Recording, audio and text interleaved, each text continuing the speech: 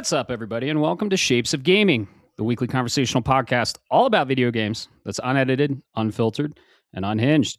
I'm one of your hosts, Matt Stenson, Neo Charge on PSN, and joining me, as always, for episode number 37 is the Retro Gaming Encyclopedia, Bob Harriman, Leon Lionheartley on PSN. What is up, man? I am doing good. Just getting ready for this fucking weather we got coming. I don't know if you heard about it. Oh, yeah. I guess the entire U.S. is getting hit with a crazy winter storm. We're getting the edge of it, it looks like. But like the South and part of the Midwest, they're going to get hammered. You know what? You know what we do? It's funny you say that. We go in the Midwest when that happens. We go to a bar or we stay indoors and we drink a bunch of beer and get hammered. That's right. We do that here too. But yeah, we're going to get some snow. I'm excited. I'm actually going snowboarding Sunday. I'm going to Keystone. So hopefully we're going to have some snow up there and a lot of runs will be open. And I haven't been to the mountain in a while. I just kind of took a little break this last weekend, just kind of a decompression before or after the crazy weekend we had at MagFest. So I'm excited to get back up on the mountain. Hell yeah, man! No, that sounds like a wonderful time. I'd join you, but I don't have my boots. I don't know. Come up with it. It's not my scene, man. I'm sorry. You got to join me once. What would you do? Would you snowboard or ski? Can my answer be sit in the cabin and drink? No. God damn it. Join me on the mountain just once, just to see how it is. It would definitely be skiing, though. Yeah. You saw via my one wheel expedition. I have zero balance now in my life. Yeah. So let's go with the easy mode. We'll take a set of skis and we'll do the what's that South Park line? French fries pizza. French fries pizza. Yep. It's when you're skiing, you go inward with them to stop, and that's the pizza, and then the French fries is to speed up. I guess I don't ski. Skiing is definitely easier than snowboarding. It's probably 10 times easier than snowboarding, from what I've heard. But I'm just a big fan of the board sports, so I chose snowboarding. But other than that, we went to a brewery yesterday. We went to Voodoo Brewing, and we are actually drinking the same thing right now. One of their really awesome, I would call it a flagship beer from Voodoo Brewing, is called the Lacto Cooler. And Bob, in the 90s when we were kids, and did you ever have those Ecto Cooler? Like, I think it was Capri Sun spinoff or whatever. You were close. I had plenty of them. It was from High C, the same people that did they came in the same boxes as their normal fruit punch shit that you used to get. Right. So yeah, this is the can for our audio listeners. It's really shiny, and I don't know if you can see like the sparkles on it, but it's really cool. This is the Lacto Cooler from Voodoo Brewing here in beautiful Colorado Springs. And it's inspired by the nostalgic childhood classic. This vibrant green beer gets its name from Lactobacillus, the bacteria that gives it the distinct sour flavor. Yeah, so sour, there's all kinds of science with sour beers. But for our audio listeners, if this goes up on video, which it should, but if you're looking at the video, it's fucking neon green. Looks like you're drinking something from a nuclear plant, and it's delicious. Oh yeah, absolutely. This is one of the very few sours that I can really get behind. I say sour, but it's really more like a sour fruit punch from the early days. It really comes close to that traditional Ecto Cooler. This thing is refreshing. Yeah, the Ecto Cooler, it's themed from Ghostbusters. So Slimer is on the can. And yeah, High C did a thing where they paired with Ghostbusters and they had the Slimer slime green drink. So Voodoo Brewing made a beer out of it, and that's kind of my go-to when I go there because I love sours. And this beer is kind of special because it's part of the 4-pack that you bought me because we bet a 6-pack, 4-pack, whatever. It's basically a 6-pack because it's 24 ounce can or 16-ounce cans. They're bigger cans. But we actually bet a 6-pack of beer on if Wolverine was going to release, like just release in general. And I was like, there's no way they're canceling it. But, there was the leaks from Insomniac and all kinds of stuff. And you were like, nah, I think it's just canceled. It's not canceled, coming out this fall. So you said, hey, I might as well get ahead of it. And you bought me the 4-pack. And I gave you and Alex one. So, yeah, it's a great beer. And thank you for that. I appreciate that. Oh, thank you. And totally worth to lose this bet. Yep, exactly. Mitigating losses. And it's funny because I really did think that there was a chance it was going to do a quiet cancellation. As we'll get into later, sometimes these things just happen. Things get close to the finish line, even up to, and then all of a sudden they're cut out from under the knees. Star Fox 2 is a notorious example of that. Right, that's true. I mean, a big piece of our news tonight is relevant to that. But here's the thing. First party, PlayStation, Insomniac, and licensed by Marvel. They paid that licensing fee for Marvel already. There's no way they're going to eat that cost. And that's why it was just, I knew it was a slam dunk. I was going to get some free beer. So if I may, how much do you think that licensing cost? Who knows? I don't know. Because no idea. Firewalk would like to have a conversation with you.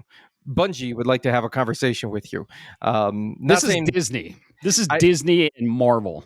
I get that. But what I am saying is Sony can and absolutely will eat the hell out of a loss. It's true. If they have to. Push comes to shove. But also that Insomniac leak, and I mean, is this spoilers? Not really. No, it's not. It leaked.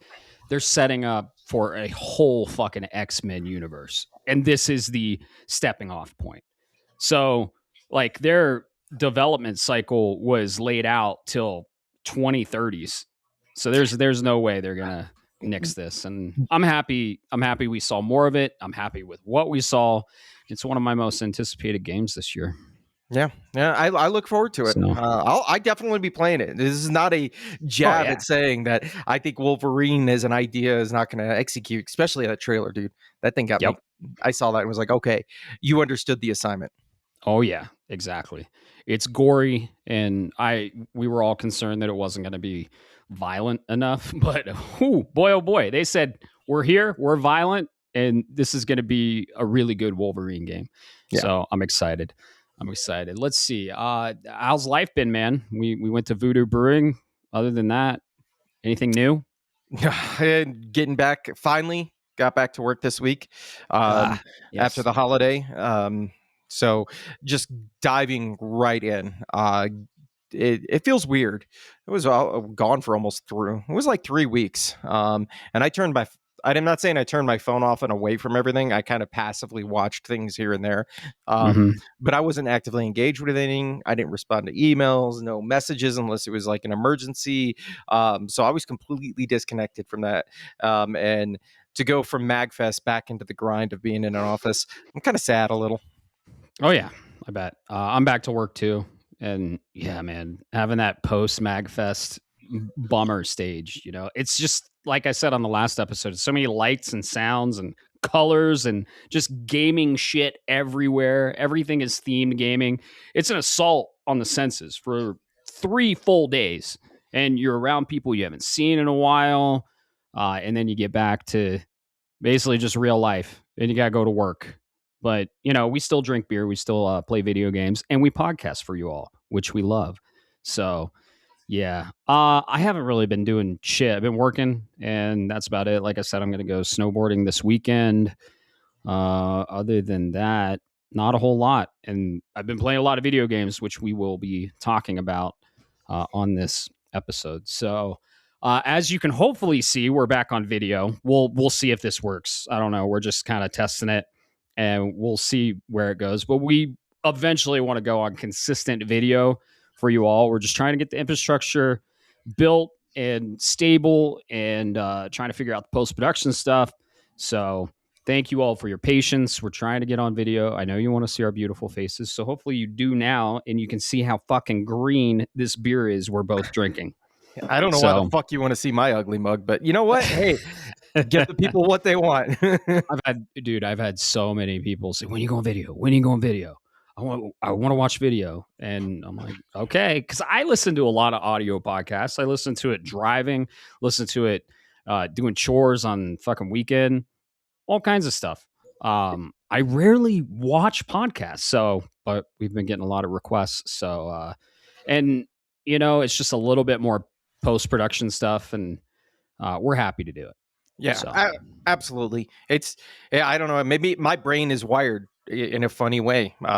Even the YouTube, because this is only going to be on video for YouTube, and yeah, even the videos that I watch on YouTube, I don't actually watch. So I listen to it's video game history, some random theories, food theory, the old theorist channel. Shout out to the boy Matt Pat, the goat of the internet, and that's what I do. I turn on the TV so it hits the YouTube app or whatever they call that. Go, oh, there's one of my videos I need to watch. Boom, I'll hit it and then start working, and then I just listen to it while I'm doing whatever it is I'm doing. So I don't know. yeah. Yeah, I watch a food channel on YouTube. It's called Beard Meets Food. Have you ever seen it?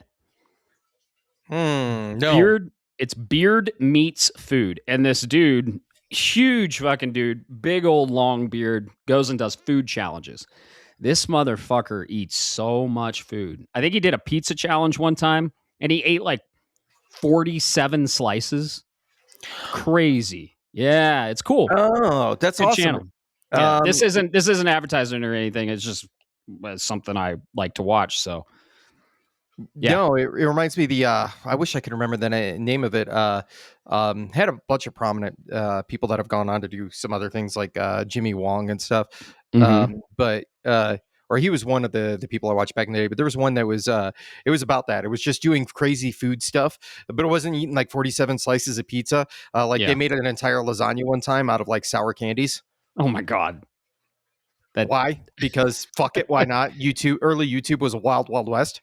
Oh yeah, it was. Yeah, it was. So yeah, there's a lot of shit on YouTube, and we're on YouTube. You can watch the thumbnail of our album art for just our audio podcast, but now hopefully you'll be able to see video. And yeah, our Discord community is going well. We have social media. Alex is in charge of social media. Shout out to him. He's been posting a lot of good stuff. We have been streaming on Twitch a lot.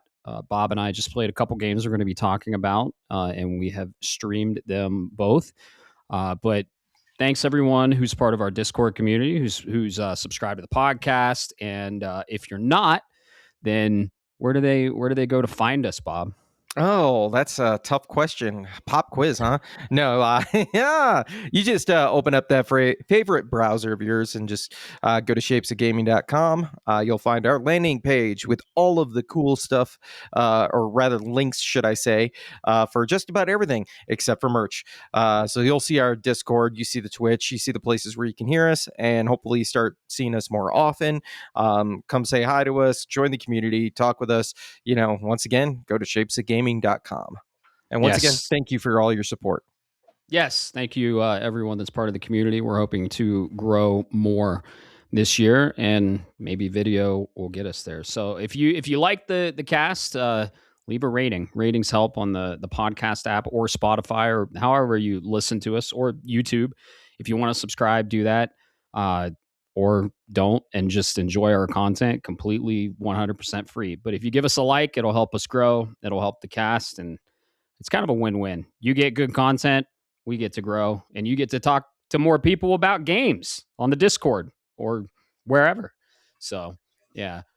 A lot of news this week. So let's dive right into it. We'll do news, what we're playing, and I don't even know if we're going to have a main topic because there's a lot to talk about in the news, and we have a lot of thoughts on it. So, Bob, what do we got in the news? And straight into it. No warm up. No. Just raw dog right in there. Right in there. So let's go ahead and we'll warm things up with a smaller one for those that may be excited, particularly if you're a PlayStation fan. We got Marathon. Yes. Bungie's latest video game is finally got a release date. Yes, You can check it out on. It's been officially announced on the PlayStation blog, so you just go to blog.playstation.com. It is releasing March 5th. For $40 and includes a limited edition DualSense controller. I don't know if you saw this controller, Matt. Looking at it right now, but if it's not Edge, I'm not really interested in it. But yeah, Oh yeah, it's cool. I mean, it's white. It's gonna get dirty, but it's all right. It's not a lot of colors, just a bunch of white, green, and black. What do you think of it? I kind of like it, honestly. I like the little bit that is in there with the color palette. It's like what was it, that Fortnite controller that they released 6 months ago? Looked like it had been thrown up on, and you just had a bunch of random colors splattered over it. Yep. Or looked like what is it, the middle school binder? You know what I mean? Right. No, this is like you said, all white. That neon kind of green with the black that matches the aesthetic and the art style of the game. And I like the little. I'm curious. I can't get in zoom in good enough on the quality of the picture here, but I want to see what I can read, because if you look next to the buttons, there's a little text, and I'm kind of curious what some of that says, but I like it. I think it looks really cool. If you want a nice new controller to add to your collection, there's probably this is going to sell to somebody. Sure. It's just like you said, it's not a DualSense Edge, and if it's not an Edge, I kind of don't want it. That control, the Edge has spoiled me, man. Yeah. Oh, same here. I'm on that thing all the time. It looks like there's a Pulse 3D headset as well, themed with the same colors. So they're going all out on Marathon. We finally got a release date. We finally got additions. I am a huge fan of Bungie, as you know, and as you all know. I've spent most of like my most played game of all time is Destiny. So I played a shitload between Destiny 1, Destiny 2 PS4, and Destiny 2 PS5. I've probably put 3,000 hours into it, and it is and forever will be probably my most played game of all time. So I'm rooting for Bungie. They had some missteps along the way. Bungie is known for their stellar gunplay. I think this is going to deliver there, and hopefully they can stick the landing on all the other things that are required for extraction shooters, because there's a really good extraction shooter already out. So they're coming in with some pretty heavy competition, which is our creators. So are you interested in Marathon? Are you going to get it? Probably. I don't think you are, right? I'm tangentially interested. The problem with Marathon, and it's not the extraction shooter genre. I'm actually really would like to check it out. But I've got two big problems. One, if I do get hooked, how much more time am I taking away from everything else? Right. And secondly, I wish maybe there is somebody out there. Maybe you can look, and I might go check after this episode is we're done recording here. Is if I could get a taste of it, give me. I know there was the betas, but I left that for the fans, the ones that were really going to buy the game. Give me a demo. Give me the opportunity to do a couple of matches for free. Kind of like sell me on what it is, because I see the trailers and I think it looks cool, but I really don't know until you get your getting hands on it. So I'd be kind of I'm interested if it's a smash success, and maybe we'll do it as a stream. What about you, Ben? Yeah, no, I'm not going to be playing Marathon. Like you, it's kind of a never-ending game, and I'm not really into extraction shooters. However, played a lot of Helldivers, same price point. Hopefully, the same games as a service structure. That's my concern. I'm definitely going to check this out on Twitch and ask friends that get it about it. But at a $40 price point, I hope the microtransactions and like the loot box shit is not prominent. Helldivers did it perfectly. They sold you a game, $40, then they kind of put all of the season pass microtransaction stuff in the background. And then they also let you gain the in-game currency that was required to get that. So if you played enough of the game, you could buy the pass. So I hope they stick with that same model, because I hate it's not free to play. So I'm happy to see that. I just hate the free to play model now, where it's just deceiving and predatory. And even some games that you buy, they put all of the microtransactions and additional purchases, little micro purchases in your face. And they're like, oh, this is available. This is available. So it's in the background and they just focus on the gunplay, focus on the fun factor, and realize that you've already spent money on this and they're not nickel and diming you, that I think it'll be a success. It looks like the standard edition is $40. You get Marathon and 7 runner shells. Not sure what that means. And then they have a deluxe edition, which is $59.99, $60, 7 runner shells, premium rewards, pass voucher, 200 silk rewards. Not sure what all that means, but a lot of additional digital stuff in the game. Then they also have a collector's edition. I'm not sure of the price, but there's a statue and all that shit. I think it's like $200 or something like that. Really close. It's on Bungie's store, so you can get it from bungiestore.com. It is the Marathon Collector's Edition. It's $230. $230. Yeah. Comes with a statue and everything. What'd you say with the skins and stuff? Or what'd you call them? Shells? I'm not entirely sure. Runner shells. Yeah. Maybe somebody else can help us, but runner shells sounds like skin to me. And then you said the magic words, which is kind of what, honestly, hearing that now probably is going to turn me off, which is you get the pass for free. You're going to ask me to pay for $40 to play the game, and then you're going to be like, oh, by the way, do you want to get some extra skins and stuff? You can't buy it a la carte. Did the same thing. Helldivers did the same thing. I know. And we played the shit out of Helldivers. We played 100 plus hours platinumed. So it's just, here's the difference. And this is just, we'll see. We'll absolutely see. I hope Bungie doesn't screw this up. But the difference between Helldivers and other games that have that, think Fortnite or whatever, and I played them all. Fortnite, the skins are in a battle pass, and guess what happens when that battle pass is on a limited run? When it's gone, it's fucking gone. So if you didn't pay for the battle pass and then play the game enough to complete the battle pass, you missed out on the rewards that you fucking paid for. But in Helldivers, if you bought the banner, the war bond, as they call it, the war bond's still there 3 months later because you broke you had to go to a funeral and then you had to go to a wedding and you couldn't get back to playing Helldivers. Arrowhead doesn't punish you for not being able to play the game because you already paid your entry fee. So Bungie, I know nobody at Bungie's listening to this, but please just keep that in mind, because that's going to be a huge turnoff for people that might be on the fence, like that fence. Right. And that's what I'm saying. They have to stick the landing with this games as a service stuff, and they have to be really careful with it. They already had a slight misstep with the delivery, because I if you pre-ordered it on Steam, Destiny 2 started downloading. Just like, come on, flip that switch on the back end. That was a small oversight, you could say, but that's a beefy download. Destiny 2, I think now is like 120 gigs or some shit like that. But that was just funny to see. I was like, this sounds like an Onion article. Purchasers of Marathon on Steam get Destiny 2 downloaded instead. I mean, it's on the same server. So, someone just didn't flip a switch or didn't point to the right file, unfortunately. Yeah, we're all human and we can err, but sometimes they're bad, and then sometimes you just laugh at it. I guarantee you, whoever it was that missed it, his coworkers had to have been like, "Let's go get a beer, and we're gonna laugh this one off." And probably got a cool, now has a cool nickname in the office. Right.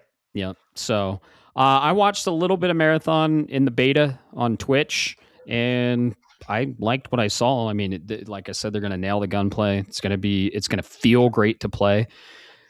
It's just I don't have time for it because this game doesn't end. It's probably going to ask for a lot of your time, and it's coming out in a very crowded window, quite frankly. So I usually stick to games that have a beginning and an end, and I try and see them through by platinuming them.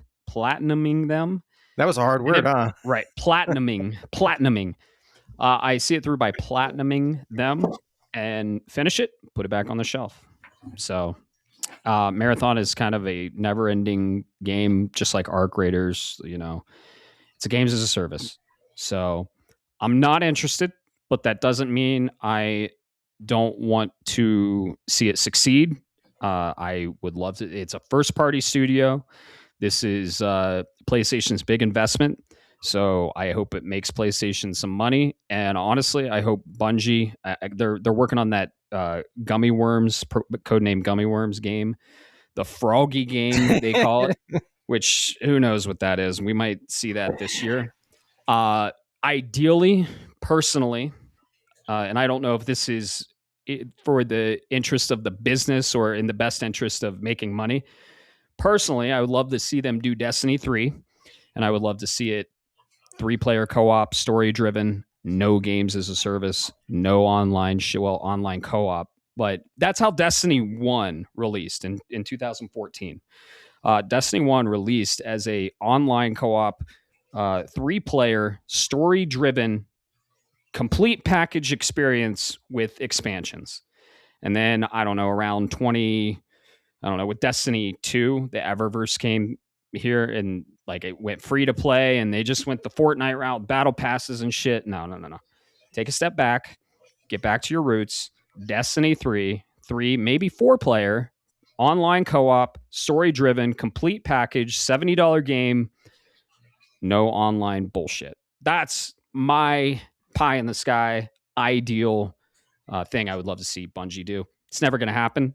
When Destiny 3 comes out, it'll probably be like Marathon, $40, and the season passes and stuff like that, which I probably won't get into it. I like games that end. I like my books as a beginning and an end. I put it back on the shelf. So, but yeah, I wish them all the best. I hope it succeeds. I'm excited for people that are excited for it, and I'm rooting for them for sure. But I have no interest at all. I imagine you want your books to end or your games to end. I imagine you're never going to watch One Piece. No. As the fans are screaming right now. Yeah, you are correct. No. Yeah. No, that's fair, and it's good to identify that early on. That's the problem, and that's why I'm kind of glad Bungie's doing me a favor and saying you needed $40 to play this game, because you're right. Bungie makes really good shooters. I played the first Destiny, but I off-ramped pretty early on because you could see it was kind of rough. The OG, you know what it was, Matt. OG vanilla Destiny 1 was. I was there. Same here. I played the alpha. I played the alpha, the beta, and I was there day one. Yeah, day one for sure. So it off-ramped me, and then I got distracted and never got to Destiny 2. But they make good shooters, man, and I always like a good shooter. And you make it a live service that I can really dig my hands into. I'm happy for. I guess we'll see, especially because I don't like military shooters. I lived the military shooter life. Give me something cool, and this has got that I don't want to say sci-fi. I don't know what kind of art style. I don't know the name of it. I'd have to go look it up again, but it screams definitely sci-fi. Yeah, and Destiny had a ton of space magic, but yeah, that's a good way to put it. Space magic. But I'm talking about specifically like that art style, right? Not the genre. But yeah, I definitely would love. I would love to do this, but $40 when you've got coming right off the heels of RE9 hitting just a couple of weeks earlier. It's a tough ask, man. This is March 5th. Yeah, that's like a week and a half later. Yeah, a couple. All right. Are we going to fight semantics on couple again? Oh, I don't. Yeah. No. Oh, a couple's two, right? I would. I think so. No, we don't have to. We don't have to get into that. But yeah, right off of RE9, I'm going to still be balls deep in that one. Exactly. Same here. I will probably play RE9 back to back multiple times, like I did RE4 and RE7 and RE8. So huge fan of Resident Evil. This is kind of a make or break for Bungie, I think, because if this falls flat, I think they're in trouble. And I don't want to see that. I want to see them be a prominent first-party PlayStation developer that makes bangers. So I think this is going to succeed. I think they backpedaled enough with the art stuff that I just think the gunplay is going to shine. It's going to be fun to play. And I think it's going to hold up this game. And if they continue to support it like they did Destiny, and they don't get too crazy with the microtransactions and gas bullshit, I think it'll be good. So I think they have a success on their hands. It's not going to be a 90 or anything, but it'll be low 80s, I'd say.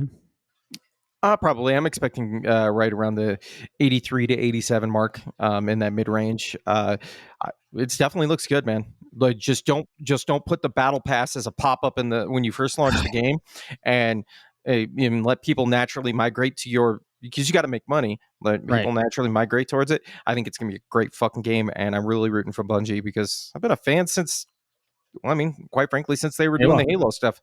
Yeah. Don't have a fucking Kratos skin or a Nathan Drake skin. Keep your art style the same. Keep the art in the world that you've created, because I know you've created an incredible world with this game because you are world builders. That's what Bungie does. Just don't go Fortnite or Call of Duty and these crazy third-party skins. Destiny started doing that. They started crossing over, and the last big expansion, it's straight up just Star Wars. And I was like, just the Destiny story was based off of Star Wars. Like Gaul was Darth Vader, and like it was heavily inspired by Star Wars. So yeah, they should just stick with your own story. And these crossovers, we don't need them. We don't need. That's just my personal opinion. So anyway. Yeah, a little bit for everybody, but yeah, no, man. I wish you the best of luck, Bungie. Got anything else for them? If not, we'll see in a month and a half how it does. Yep. You didn't draft that one, right? That was no. All right. Mason, I believe. Let me verify. Good old Mystic Mace. Mystic Mace. In this case, this is an Xbox. This is an Xbox. Marathon is, this is an Xbox. Fallen Awake. All right. Dang. We have I Just Want to Make Donuts. Admiral Merp's Caleb's game is releasing tomorrow. That's going to be our first hit. We'll see how it does. So yeah. Draft's so fun. It is fun. We'll give y'all an update here as soon as we get first blood, so to speak. Yes. All right. Caleb's coming on and giving you an update. Yeah. Oh yeah. Specifically Caleb. All right. Well, let's move on to this one. I don't want to leave on a downer note, but I feel like our last thing is going to be a chonky boy. So the God of War live action series we've known about for a few years and was officially announced to be in production finally has its Kratos. According to Deadline, originally through via Deadline, but has been throughout the internet now. I'm grabbing this one from Game Informer because I love them so much. They're the best. Yeah, absolutely. Deadline reports actor Ryan Hurst will portray Kratos. Ryan Hurst is known as the voice, if people remember, he voiced Thor in God of War Ragnarok, as well as a few other smaller movie and TV series, but really took prominence thanks to the TV show Sons of Anarchy. And I don't know about you, man, but at first, I don't want to pollute your opinion. Give me it to me real. What are we feeling on this one, man? Do you think they finally got a winner? Yes, because he is familiar with the source content, and he is a gamer. Actually, he's played all of the God of War games. He did an incredible job in God of War Ragnarok as Thor. Am I interested in this TV series on Amazon Prime? No, I'm not. I don't have Amazon Prime, and I've played the game. They're rehashing the game. Maybe. I don't know. I watched the Last of Us on HBO. Didn't watch The Last of Us Part 2 or Season 2 or whatever. If you're going to give me a TV show based off the game, give me a new story. If you rehash the story I've already played and experienced in the video game, I'm probably checked out. Is this a step in the right direction for the TV series? Absolutely. I think it's a great casting choice. I think he can play the role physically, and he has a good voice for it. And most importantly, like I said, he knows the source content. He was there for the God of War. Was he there for the original God of War? He said he played it, and then he was actually there for Ragnarok. So get a gamer, someone that's familiar with the source content, and someone that can help the flow and direction of the TV series, a.k.a. The Witcher with Henry Cavill. How fucking awesome was that, right? Fucking king of the nerds right there, man. Yep, exactly. So give us a nerd, a gamer, someone familiar with source content. That's all I care about. If it's super, super good, I might check it out, but I don't have Amazon Prime. The only thing I have is fucking Netflix. I fucking hate all these subscriptions. It's becoming cable. You got Paramount Plus, you got HBO Max, you got Disney Plus, you got Peacock, you got fucking Amazon Prime. Like all of these, and they have ad tiers too. Like Amazon Prime, I think $13 a month, but you still have ads. No. I'm not dealing with ads on a paid subscription service. Okay. All I have is Netflix. That's it. Netflix is pretty prominent in the game-based adaptation stuff. But dude, Twisted Metal was on Peacock. What the fuck am I going to watch on Peacock? I don't have time for any TV shows or any video content because there's so many games to play. And that's just how I like to spend my time, is controlling my entertainment. I'm a big gamer. I mean, we started this fucking podcast about games, and I'm not going to subscribe to these services. I actually watched Twisted Metal, and I fucking bought it on Apple TV for $25 for the whole season 1. And I'll do that for season 2. I'm not going to pay a subscription. I did it for Stranger Things, and I have Netflix, but I upgraded to the 4K for Stranger Things. So, yeah. Wait, what? You have to pay extra for 4K. You have to pay extra for.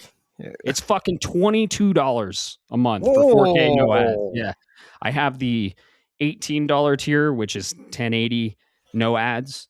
But man, like I cancel my Disney Plus, I cancel my Amazon Prime. They just keep raising the fucking prices, and I'm voting with my wallet. I'm like, stop raising prices. I'm not gonna pay your shit. Good for you, man. Yeah, like, dude, I'll drop $70 on a video game, no problem. But I own it.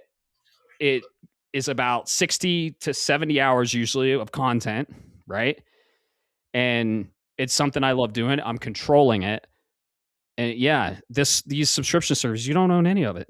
You're paying for a viewing opportunity, and that's it. So that's fair. I don't like it. Yeah. The subscription to PS Plus, I think I've already told my story, but I'm premium and I got grandfathered in for like $160 for 10 years. I'll do that. But once that's done, I'll probably bump it down to essentials because I'll just buy my PS1 classics. You know what I mean? I'm with you. In fact, I'm on that boat. That's the exact same tier that I have for PlayStation because I'll buy it a la carte. And this is the fundamental problem that I have bringing this into the game sphere as well. This is the fundamental problem I have with the Game Pass subscription, just for me as an individual. Because if I'm paying X number of dollars per month and they say, we'll give you access to thousands of widgets, games, movies, whatever, I don't really care. Blowjobs for all I care. I'd pay for that. Exactly. Phil Spencer comes over and just sucks your dick. That's the gold tier.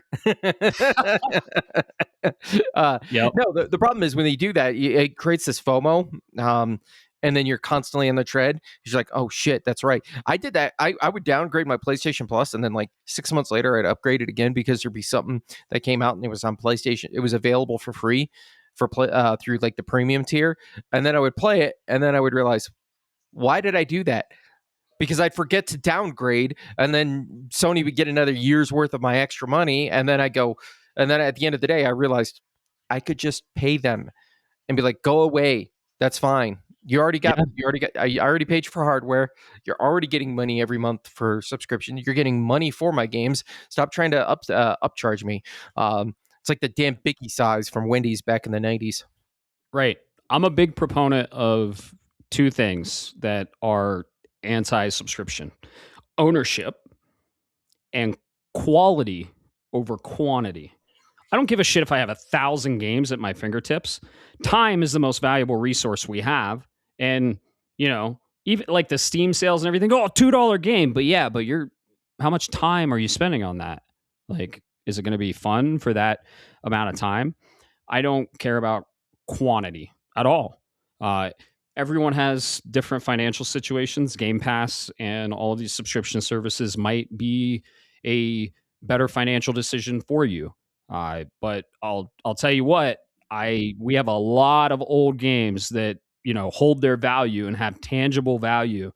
And with these subscription services, you don't own shit. And when you play the game and you want to go back and play it, if you don't have that service, tough. You don't own it. You're renting the license. So yeah, you are. I'm a big proponent on ownership. I buy most of my games physically, and I have no problem investing in something I own and can hold and touch and smell. We all smell our new games when they come in. So yeah. Circling back, I probably won't watch this because I don't have Amazon Prime and I don't buy a lot of shit. I'm a big minimalist. I live with less, and as I just said, I have a huge physical game collection. I'm a minimalist, but yeah, I'm excited it exists. I'm excited for the people that have never experienced this story. I'm excited for the people that are going to watch this and then go play the game, hopefully. But, I'm the age-old tale of the book's better. That's fair. I will tell you, I'm really shocked. Actually, I'm not shocked that you don't have Amazon Prime. I have it here because I got you can do the family. They might have made that change. My wife manages it, but that's one of the few. They just kept raising it. I used to be a subscriber, and they just kept raising it. Same with Disney Plus. But I'm not a subscriber to Amazon Video. I'm a subscriber to the Amazon Prime, and then the fact, yes, I have to deal with some ads. Excuse me, but I don't pay for YouTube Premium because YouTube Premium, unless you do their gaming one, which I'm going to have to trust YouTube to annotate that my video game history documentaries are gaming related so I don't get ads. I'm going to have to trust them on that. Just trust me, bro. Yeah, I'm going to fucking trust YouTube. Sorry. Do you want to test it? Because I actually have Premium. That's another thing I get. It's Premium Light. So but my point is $8 a month. Yeah, Premium Light. There it is again. Don't do that step up. I'm paying for a service. Just tell me what it is. Fucking ads. I'm not watching ads. They're mostly irrelevant. I don't buy shit, and it's all for just consumeristic. Come on, man. You're a kid in the 90s. What? You're a kid in the 90s. You fucking watched ads growing up, and you had no problem watching the Teenage Mutant Ninja Turtle action figure commercials. Yeah, when shit was cool back then.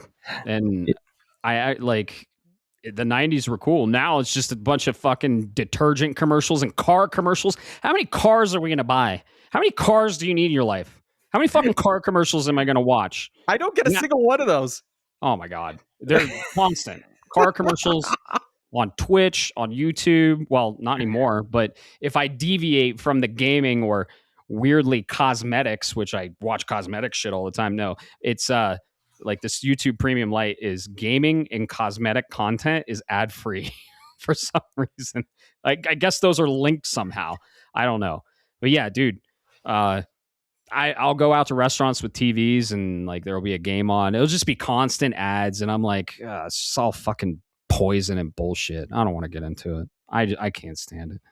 Yeah, no, I get it. But my point is, I pay for the benefit that I actually use, which are the delivery services, being able to get things, because managing the chaos that is this house, I'd be like, oh shit, I needed to order this, and I just now noticed we're low, and I ain't got time to go to the store because I got to play a game or podcast or take somebody to a football practice, whatever that shit looks like, right? So I can just go on, boom, it's at my doorstep within 24 hours, good to go, happy, lucky. So it's great. The video service is kind of a bonus, if you will. It's not an advertisement feature of why I'm paying for their suite of things, if you will. So that in my mind, that's how I end up justifying it. So to be honest, there are some good things on it, on their services. Go check, most are The Boys. I love that show, dude. Yep. I used to watch The Boys when I was subscribed, and I think I'm caught up, and I think there's only one last season. That's a great fucking TV show. Yeah, I got to catch up, but that was a win kind of thing. Yeah. Absolutely. But there's more losers than winners for sure. There's some gems in there. Am I excited? God of War, this God of War content exists? Yes. Am I excited for the people that are going to watch it? Yes. Am I interested? No. Will I watch it? Who knows? Yep. Time will tell. I don't know.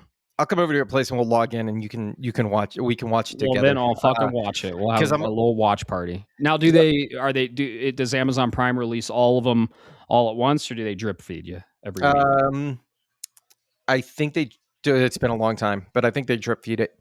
So we can wait when it does hit, as a worst case.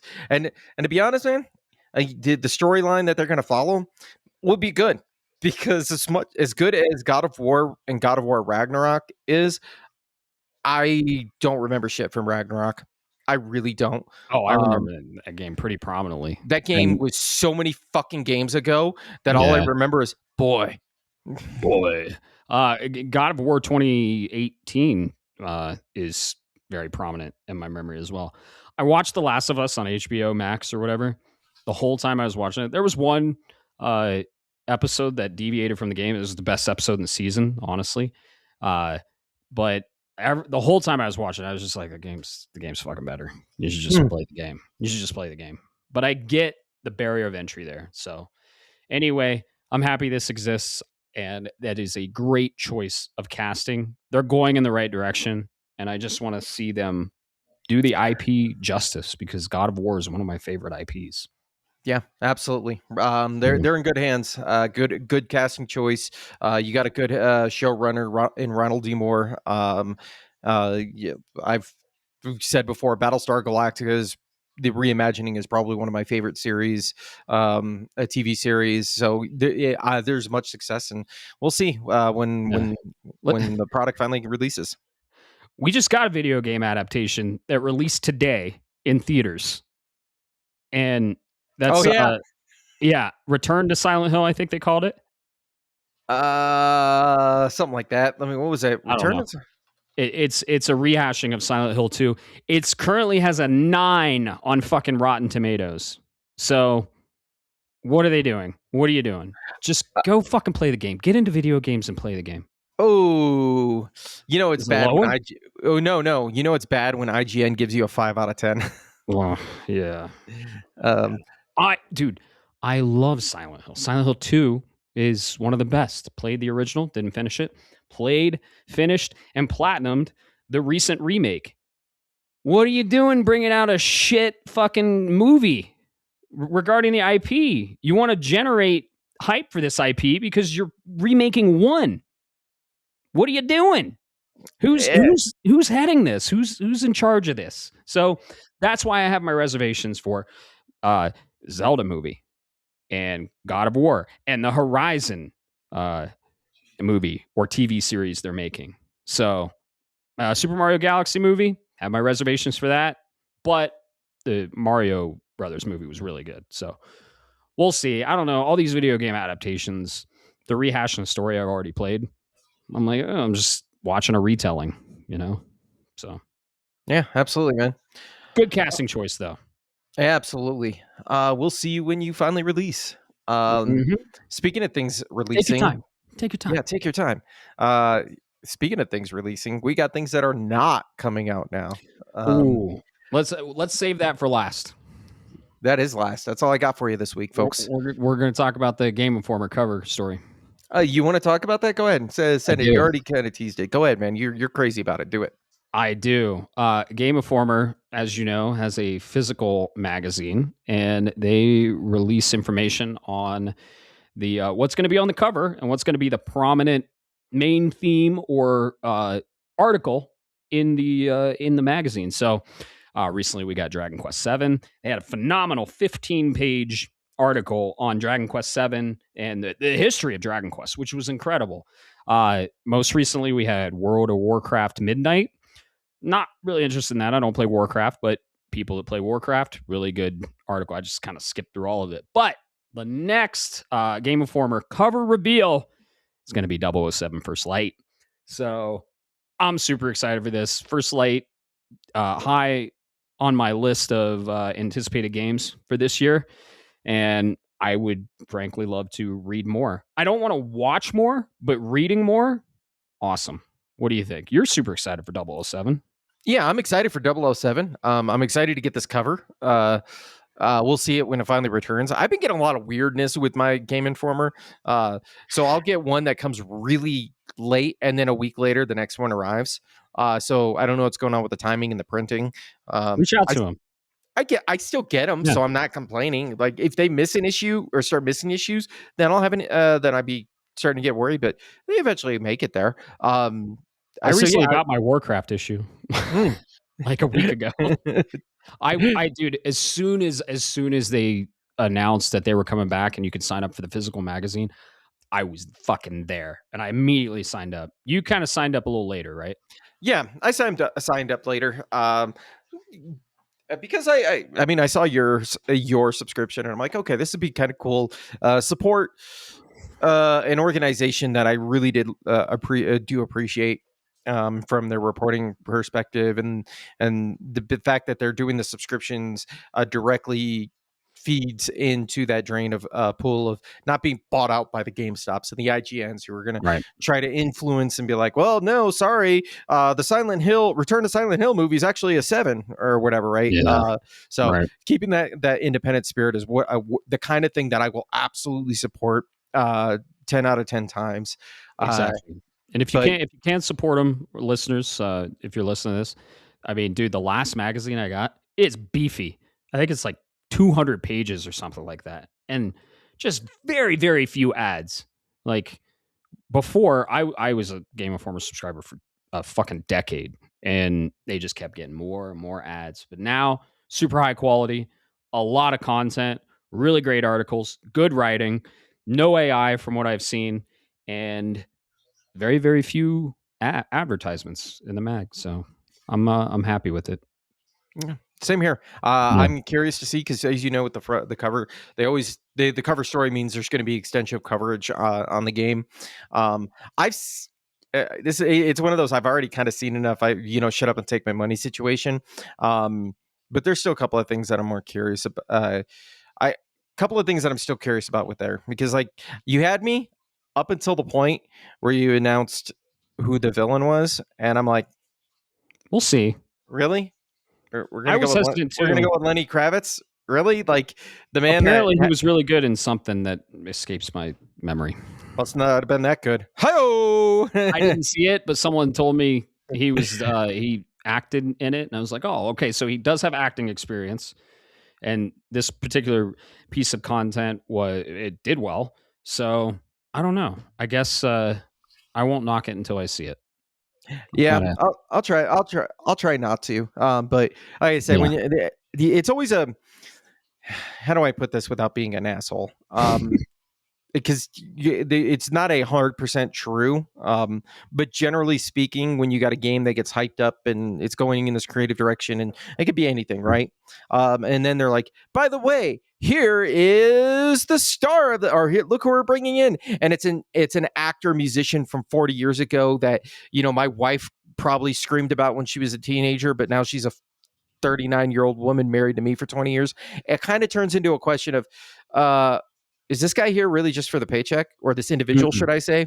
I'm sorry, not to pick on you, Mr. Kravitz, if you're out there. But it's why? Like, but why? There's so much good young talent, and then you do this callback. It's kind of jarring in that regards. If you gone in and you said, hey, by the way, this person's going to help support the project, and you gave me a Pierce Brosnan, fuck yeah. But you're grabbing a musician from when you and I were in high school. That's a little weird to bring into a modern action video game. Right. If that makes sense. It does. It does. I hear you. We'll see how he does. The cover is on GameInformer.com. And another exciting thing is there's another article in here, and they have just a little piece of text on the thumbnail image of the cover. It says, looking ahead to our most anticipated games of 2026. So that's exciting. The digital issue releases January 27th. So you can get this digitally, read it on your iPad or phone or device of your choice. And then the physical edition will come out, they say, in the subsequent weeks. So I usually get it about a week later, but it sounds like you've been getting about 3 or 4 weeks later. Depends, man. It really depends. And I really want this because that cover looks so fucking good. It does. I'm like, oh, let me see that baby. But you can find these in newsstands and bookstores too. They're now on newsstands and bookstores. So Barnes and Noble, check it out, support them. They're a good group of individuals over there at Game Informer. They are masters of their craft. They're really good writers. They've been in the game for a while. I actually know someone that works there, but that's not why I'm talking them up. It's just I've been a subscriber and promoter of Game Informer for a while because they have a passion for the medium and they know their shit. So yeah, it's good absolutely, man. stuff. I'm very excited for this issue. 007 First Light. Can't wait. I have it pre-ordered. I'm in day one. I'm sold, but I'd love to read a little more on it. So yeah, absolutely. I don't blame you. Yep. Anything else you want to talk about with the fine folks out there before we get to our final topic ending what we're playing this week? No, I guess we'll end on a sad note. Yeah, no, we got to talk about this, man. Yeah, this broke today, which today means Wednesday. When you're listening to this released yesterday. Yeah, no, you're absolutely right. This started, in fact, this started so much that it kind of drowned out some other items that I totally forgotten about, like the Silent Hill movie that we discussed earlier. It was like, what the hell? I forgot about that. Yep. There's a couple of different angles from this. There's a couple of side stories that have been coming off of this. So I'm going to set it up, and then you can grab whatever angle you want, and then just kind of go back and forth from there. Yeah. Hey. So Ubisoft has officially decided to go ahead and cancel 6 titles, as well as delay up to 7, folks. Oh, God, please no. and not on the podcast, Bob. Oh, it's too late. That happened last week, and you know it. I wanted to forget. Never forget. See, we keep things light around here. All right. But no, Ubisoft has decided to do some restructuring. Layoffs are expected to be happening in the near future, in the immediate future, as well as reorganizations. And several games have been canceled. Several have been reported as being delayed. So who knows what the future is going to happen to those. Most notably, before I kick it over to you, the one game that was known to be in production and imminently to be announced and released soon has been canceled, and that is the Prince of Persia remake, which I'm just pissed off about because I drafted it, so now I got to drop it. Well, I picked it up, now I got to drop it. Thankfully, you can drop it. And yeah, we're gonna go to kick it over to you, man. This shit sucks. I'll let you angle whatever angle you want to go at. Initial thoughts. Sure. Ubisoft has always been a very prominent publisher, and they have made a lot of really great games and a lot of bad games. Would I say I'm a huge connoisseur of their games? No. One of their IPs is one of my favorite, though, and that's Assassin's Creed. That's kind of been falling from the wayside recently, though. Black Flag is in my top 5 favorite games of all time. I hope Resynced is still in the works. 1, because I have it drafted, and 2, because I really want to fucking play it. Valhalla was great. Shadows, still haven't played it. So I'm a huge fan of Assassin's Creed, and they've kind of fell off. They've been doing a lot of microtransaction stuff. A lot of their games are padded. Star Wars Outlaws, I heard some mixed things on. They've been chasing the wrong things, and I don't think they've been focusing on the right things, which are the games and the gameplay and the quality and the consistency and the fun factor. So they're just chasing a lot of games to service stuff. Unfortunately, in this announcement, they were like, we're going to focus on games as a service and generative AI for the player. Fucking what? Why? Just no. Personally, I haven't been playing a lot of Ubisoft games. I loved Rayman. Watch Dogs. Oh God, I love the idea of Watch Dogs and the release trailer, but then when I got my hands on it, I was like, oh, this is not great. Oh, you didn't like the first one? I didn't finish it. Oh, Bad form, man. Bad form. Mm-hmm. First Watch Dogs, I don't know. I disagree with you. First Watch Dogs was good. Okay. Gotcha. Yeah. Then Watch Dogs 2, played it, didn't finish it. I've played and finished and platinumed a ton of Assassin's Creed games. Huge Assassin's Creed fan. Is Hexe still in the mix? Because Hexe was supposed to be an Assassin's Creed in the 1500s during the Salem witch trials, which was an awesome concept. And I really hope that's not on the chopping block. Things are fuzzy. We don't know what's on the chopping block and what's not. And ironically, one I'm not even the least bit interested in, it's been in development for 18 years, Beyond Good and Evil 2 is not. It's still in development. What? I don't understand. I don't understand. I don't know, man. You're absolutely right. The fact that it is that game got canned, but Prince of Persia did not. I was excited for Prince of Persia. That's Same a here. bummer. That's Same a here. bummer. Because I know those leaked images came out a few weeks ago, but my thing was they hadn't announced shit. That was leaked information, and you do not know what state those images came from. For all you know, those were like a early rendering or what have you, and you have no idea. You really don't until something official gets is actually announced, or a trailer is actually announced, should I say, and released. Black Flag Resynced is. We don't know where that's at. But my guess is, and what I've been hearing is it's not canceled, but it's one of the group of games that's been pushed back. So that means it's probably going to hit 2027 instead of 2026, we'll see. which is a maybe. But that's a huge bummer. You're right. I don't fucking. This is frustrating. This is really frustrating because I was a latecomer to the Assassin's Creed franchise, but I played Rayman Legends on so many fucking platforms. It's unreal, dude. That's one of the most rare platinums I have. Yes. Because I don't have it because I played it on a non-PlayStation platform. But yeah.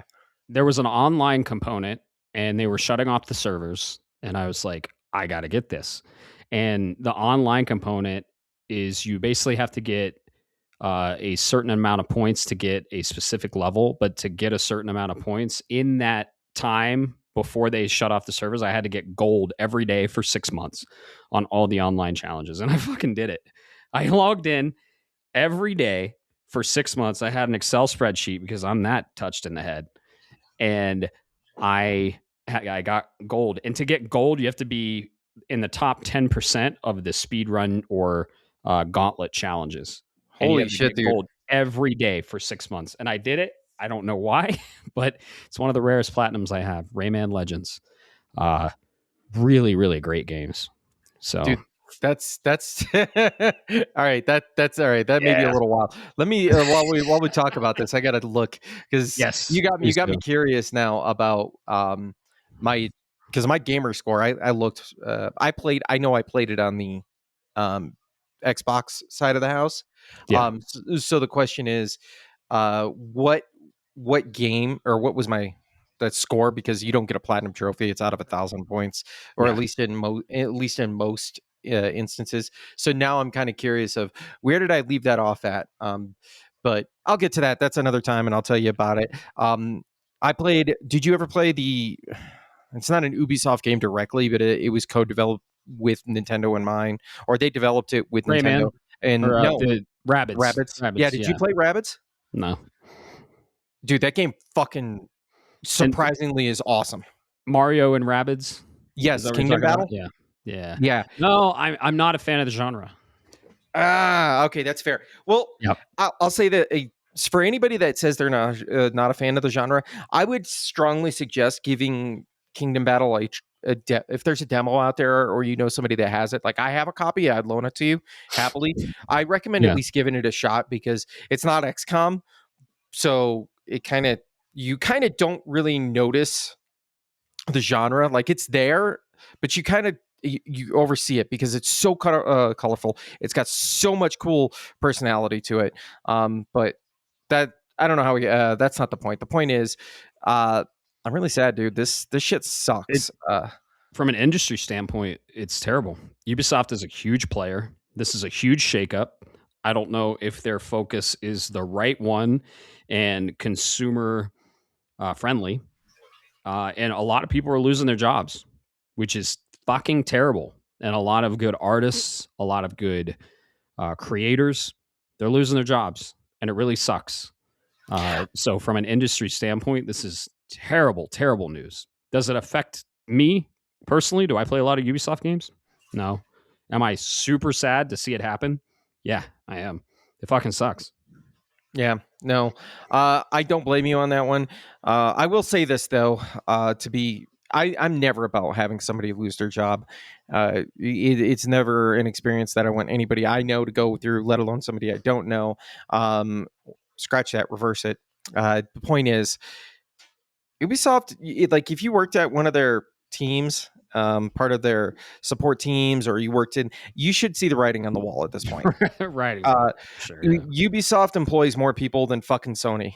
Yeah. Not PlayStation, but fucking Sony, Yeah. the bigger company. That's for a game developer and publisher. That's unreal. Like Yeah. they are way overbloated. Sands of Time remake, I was excited for, but it's been in development hell for the last 7 years, I want to say. Yeah. Good and Evil 2, which supposedly is still sticking around, has been in for 18 years. Black Flag Resynced should have been a layup, easy remaster, get it out the door. And you spend all of that time with was it like 19, almost 20,000 people before they started making cuts, developing these games, and then you shit out things that, quite frankly, aren't always the greatest. Sometimes they are. I didn't play. What's the Shadows. Assassins? Shadows. I didn't play Shadows. The DLC for Shadows. Have you seen clips of it? No, I haven't yet. It's bad. It's bad. The animations are not great. I feel like Ubisoft has been cutting corners. Their quality has degraded significantly. And, people start voting with their wallets. And this is what happens. So if you focus on quality, if you focus on creating a good story and shipping a complete fucking game to your players, then I think there's success in that. So Mm-hmm. I agree. There's something there, and you're right about the quality aspect of it. You and I both played, Valhalla. Loved Valhalla. It's like top 5 Assassin's Creed games. It has the bones and the DNA of Black Flag. It kind of does. You played Odyssey, right? Yeah, but I didn't finish it because I'm a huge Greek mythology fan, so this doesn't make any sense. I started with Alexios, and I just wanted to punch him in the mouth every time he talked. And apparently, Cassandra was the better choice. So I do want to go back. It runs beautiful 60 frames on PS5, but again, the game is super fucking padded, and it takes about 160 hours to complete. Would I go for completion? Yeah, I would. I'm trying to put space in between my Assassin's Creed. So Valhalla was like a year ago. Maybe Odyssey will be a playthrough for me. I'll have to restart. I got like 25 hours in, and I just could not stand Alexios anymore. His voice actor was just not good. The mocap was not great, and he was annoying as fuck. But I've talked to other people that they played Cassandra, they loved her, and I don't know. I wasn't feeling it, and I just put it down, and I never went back. See, that's funny. I liked them both. I really did. I played Odyssey quite extensively, and I actually enjoyed it. I think I want to say I played Lexios, and I can overlook a lot of that. I play some weird games like where I'm going to talk about later, Octopath. Like the voice acting sometimes when you're translating or you're doing localization, sometimes things are a little off, but you get over it. And I gotta say, compared to Valhalla, Odyssey, from what I remember, ran a lot better. Valhalla felt fucking heavier, clunkier. The quality wasn't there. Getting right off the heels of Origins too, which I platinumed, which I probably shouldn't have. It was like 130 hours. Oh, but it's kind of all those games in that era. So Origins, Odyssey, and Valhalla, they were kind of rinse and repeat, man. They kind of were, and that's why I remember Odyssey better, because it was Odyssey, Origins, and Valhalla. And Odyssey, because I played a little bit of Origins too. Odyssey just felt more succinct. Like there wasn't much of fat on Spartan it. Kick was fun. Yeah, Spartan. Yeah, I did that the whole fucking game. But by the time I got to Valhalla, and it was like, okay, I launched the game, and then I got a pop up that said, "Here's the latest things going on in the world, and here's where you can buy them. And if you do this, you'll get in-game currency." I was like, dude, I'm here for a 130-hour solo adventure. Get fucked. Yep. And I mean, if you bought it on launch, $60 game, you're paying $60. You shouldn't be bothered with that kind of shit. So I think that's where Ubisoft misstepped mostly, is they just kept pushing the microtransactions. They kept releasing unfinished products. They kept doing season passes, games as a service. The Skull and Bones fell flat on its face, and they kept misstepping. And then this last DLC for Shadows was fractured and incomplete and terrible from what I've seen. I haven't played it. I don't know for a fact. The clips I've seen, though, are rough. And they did like Final Fantasy crossovers, and they did Attack on Titan crossover in this last one. And just, I think they need to shift focus. And it sounds like they're not. It sounds like they're focusing on the stuff that made them fail. So I don't know. I wish them the best. I hope they succeed. They're a huge player in the market and the industry. But it's not going well, and I don't see it going well for the foreseeable future. So whatever. It sucks. Is what it is. Yep. Yeah. We'll see how it plays out. Bold strategy, Cotton. We'll see how it plays out. Hey, we'll see how it like you said, I see how it shakes out. Honestly, this sucks, but this is a good thing. This needs to happen. They've been needing to downsize. They need to get a reality check and a kick in the nuts. Yeah. I'm concerned because they said their focus is going to be on games as a service and generative AI. Why? That's not a good step in the right direction. Well, we'll see what ends up happening of it. Okay. And I'm just wondering what these other projects were that we didn't hear about. Was Splinter Cell in there?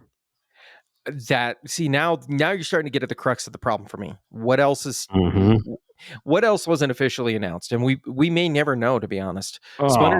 Splinter Cell might just be another, and this brings it all the way back to why we're drinking fucking Lacto Cooler tonight. Now you see where I'm going with this one, because they could just shut up about it. They could pull a High Guard and just go dark and silent, and then be like, "Hey, what are you talking about? We don't remember saying shit." And Splinter Cell will, unfortunately, probably end up as one of those. Man, that's what could have been. What could have been. That's okay. Speaking of High Guard, still haven't heard anything from them. Releases in 5 days. I still haven't. I do want to say, it's a game as a service narrative experiences. So open world adventures and game as a service narrative experiences supported by targeted investments, deeper specialization, and cutting edge technology, including accelerated investments behind player facing generative AI. We have no clue. That is some corporate ass speak. If I've ever, and I've worked for some corps. That is corporate ass marketing speak. So we'll see what happens. Thank you for clarifying that. Yeah. That's exactly what they said. That's quoting directly from the press release that was announced. Yep. Who knows? Does it mean that generative AI will be used as a way to make things efficient? I mean, to be honest, and we don't have to get into this, but to be honest, I wouldn't care. I would still, as long as it's fucking good. We've had AI in video games in the last 40 years. Yeah, we have. Absolutely. Not this type of AI. So who knows? Yeah, but if they're talking generative AI, do you need to pay? And I don't want to get too deep into it, but I'm going to just propose the question to you like this: do you need to pay a concept artist $75,000 a year to create the foliage of a game that takes place in Greece? Not the foliage, but the character art, the environment art. Absolutely, you fucking do. Yeah, but my point is, there are certain things where generative AI is going to become, it can be very good to help with the cost saving measures. But yes, but this is my concern. If they go too far with it and they start having AI write the stories and they start having AI model the characters and they start having AI model the environments and rendering, just, use AI for the repetitive shit, right? They've been doing that for a while. UE4, I think, started that. But don't create characters out of it. Don't create stories or plot points or side quests. Don't start that shit. I think we're going to start seeing that. And I think we need a governing body like the ESRB to put on the package made with AI. I honestly don't agree. Gotcha. Yeah, that's okay. So AI is fundamentally a tool, right? Like anything else, it's been a tool, and a tool is only as good as the person wielding it. And the analogy I'll give you is you take 1,000 people and you all give them a hammer and a bucket of nails, roofing nails, and you say, "I need you to go roof me this house, one of these houses," and you got 1,000 houses in a lot. 990 of them are going to be fucking shit. Nobody's going to want to buy that house, but 10 of them are going to look good. This is going to be the same case with AI, because I can go right now and go online and I can start making my own script for something. I'd be like, create me a story revolving the life of Matthew Stenson. And it's going to create a story. And I can go in there and try to touch it up, but I'm not a storyteller, dude. I don't tell. It's not my line of work. There are storytellers out there, and it's their job. And storytelling is sometimes sloppy and not purely logical. And the creative process is human originated. Sorry, folks, you're seeing my cat. He loves to do this during podcasts. My point is, wait until it's going to happen. Give this. I hope you and I are around long enough, but there's going to be a prominent writer, director, whoever, and then it's going to come out that their stories were written using generative AI, and everybody's going to lose their minds because the person won 15 something else awards and has been nominated. It's going to happen. And then the wool's going to be cut over your eyes. And that's what's going to piss people off the most. Because that's what pisses me off, is if I look and I'm like, is that AI? And then I get tricked and I go, shit, it was. That's what pisses me off. Not the fact it was AI, but the fact it was used to trick me. So at the end of the day, go ahead. Yeah, it's all over social media now. And I don't know. We could do a whole podcast topic on AI. Oh, we absolutely could. But the point is, I'm not sure. I agree with you though. I'm not sure. I'm not sure I trust the Guillemot family to have their company use a generative AI in a way for a force of good and actually leverage it properly, simply because they've had so much manpower to be able to generate and manage some really good IP, Prince of Persia, Rayman, so on, and Assassin's Creed, Rainbow Six, so on and so forth, right? And they have fumbled the ball. They fumbled the ball in a way that can only be, this is something that's going to have books about written in it. There are going to be books about this written in the future. There's going to be documentaries. This is a collapse similar to the move of Sega leaving the console space. Xbox's ultimate move over to being a publisher. This is the kind of thing that's going to happen. So when you have that kind of a situation, I don't trust them with that power, simply because they're going to muck it up. They're going to be the one that's going to put the roof shingles on backwards. Yep. And this story is developing, ongoing, and when new news comes out from it, we'll report on it and tell you all. So, bummer. That is a bummer, man. Yeah. What would you say we talk about some things that'll make us happy? Let's talk about some games. Yeah, we ended on a low note and a negative note on the news, but all of what we're playing is pretty positive. So, what do you say? Let's just talk about the game we've been playing. We've been streaming. Shout out to Admiral Merps Caleb. He showed us this game, and the moment I saw it, I was like, "Well, fuck! Where'd this game come from?" Absolum, Dragon's Crown meets Hades, and it is great. The art style, I'd say cell shaded, really cool art style. It is a 2.5D side scrolling beat 'em up roguelite. That was a word bowl of words right there.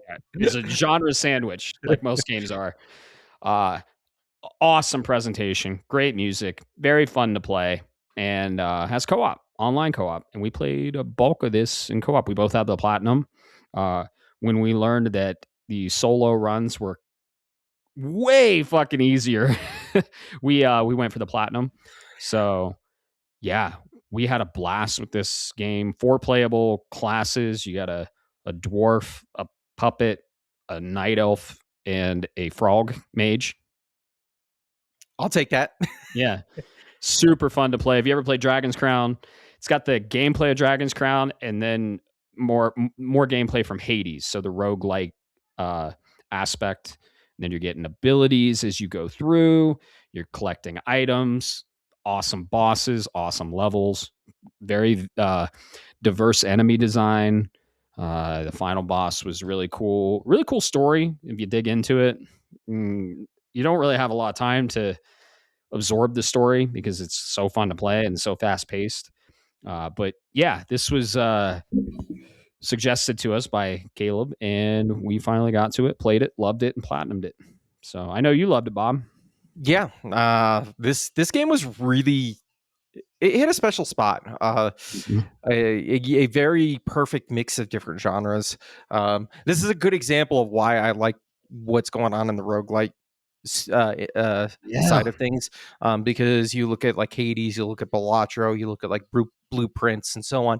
You can take these subgenres of it, or subgenre style games, or concepts of a game, and then put the roguelite tag on it, and as long as it's executed correctly, you can have a game you can just have somebody keep going back to and keep it going forever. I love it because it highlights the one thing that we say about games: gameplay is king, and the gameplay in this is phenomenal. I couldn't tell you shit about what was going on in that story because I was ready to just fuck shit up and get that next itch and see what the next roll was and see what was the ability. Was I going to get gold? Was I going to get an item? What was going to happen? Like I was hooked hardcore.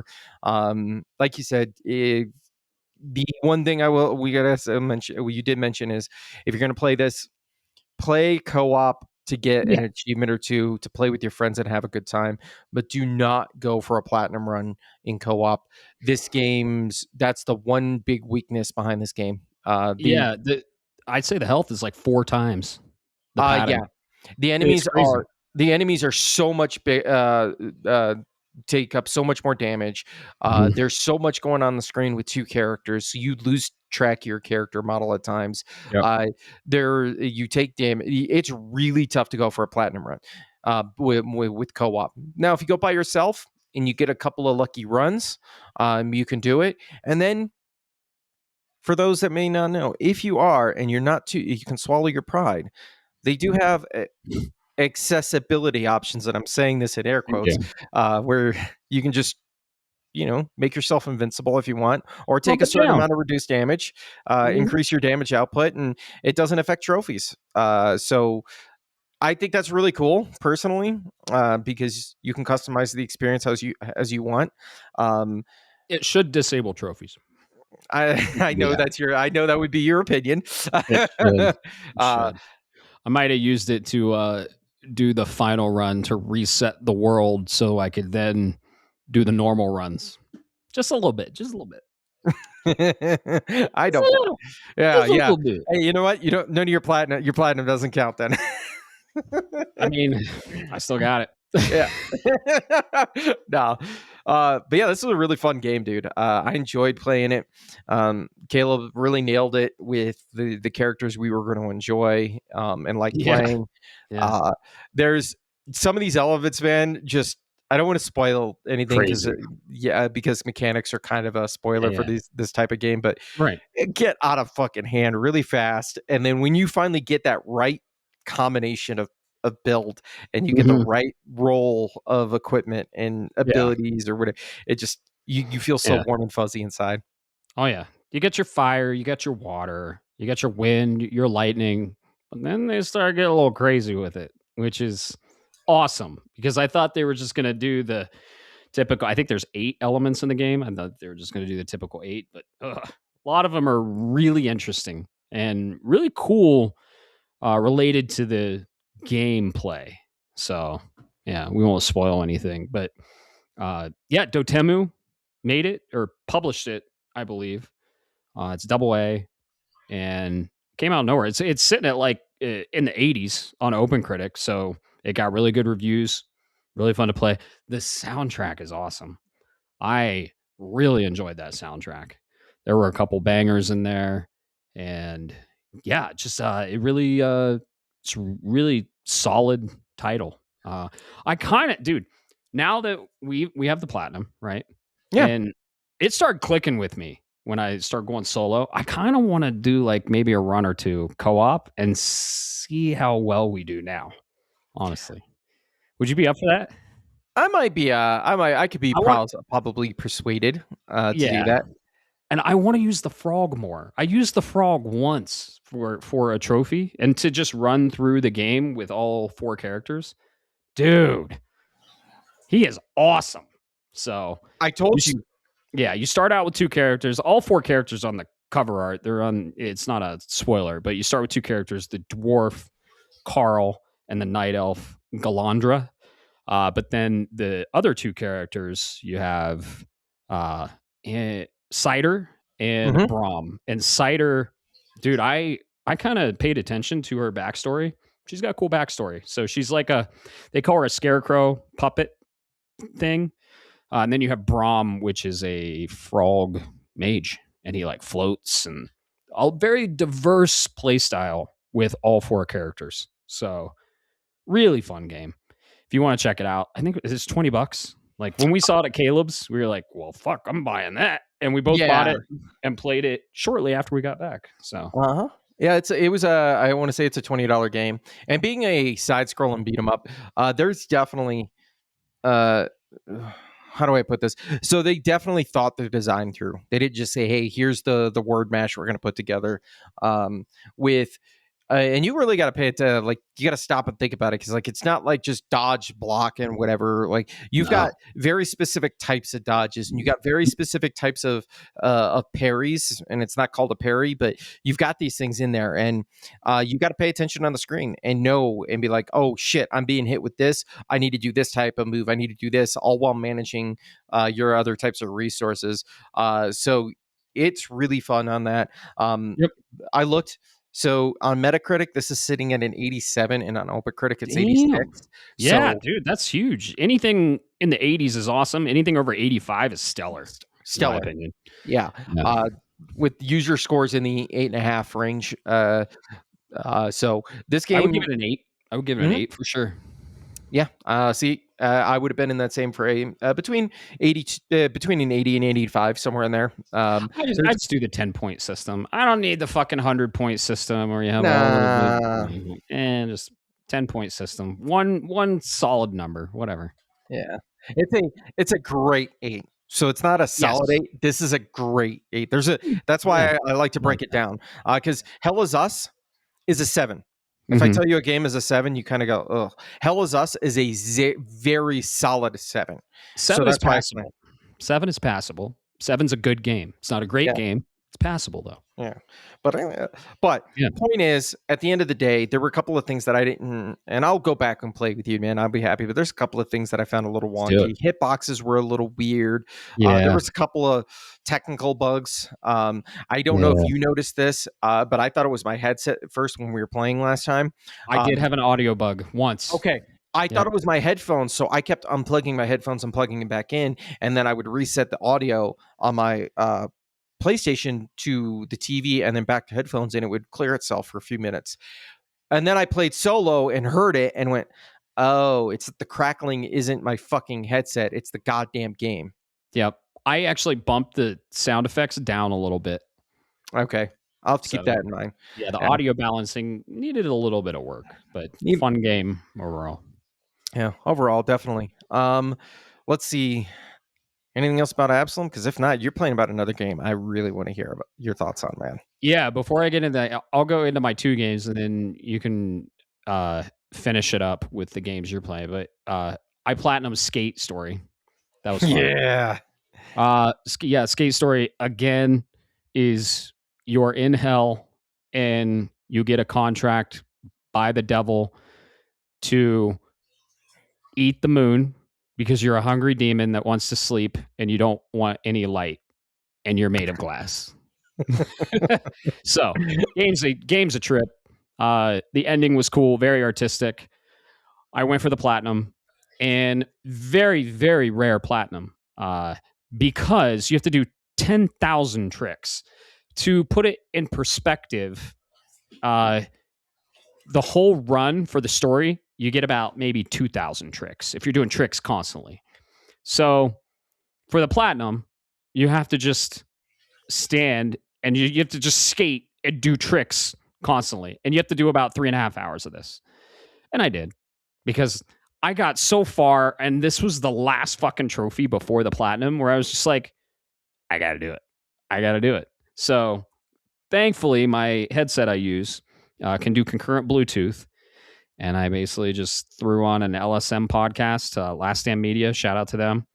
And I just did tricks. I did about 4 sessions of probably 30 minutes to 45 minutes, just constantly doing tricks. At one point, I thought it was bugged because I was doing that just constant. And the crazy thing is, 15 minutes in, the game starts like struggling because there's a memory leak. This game was made by one guy, Sam Ng, and there's a memory leak.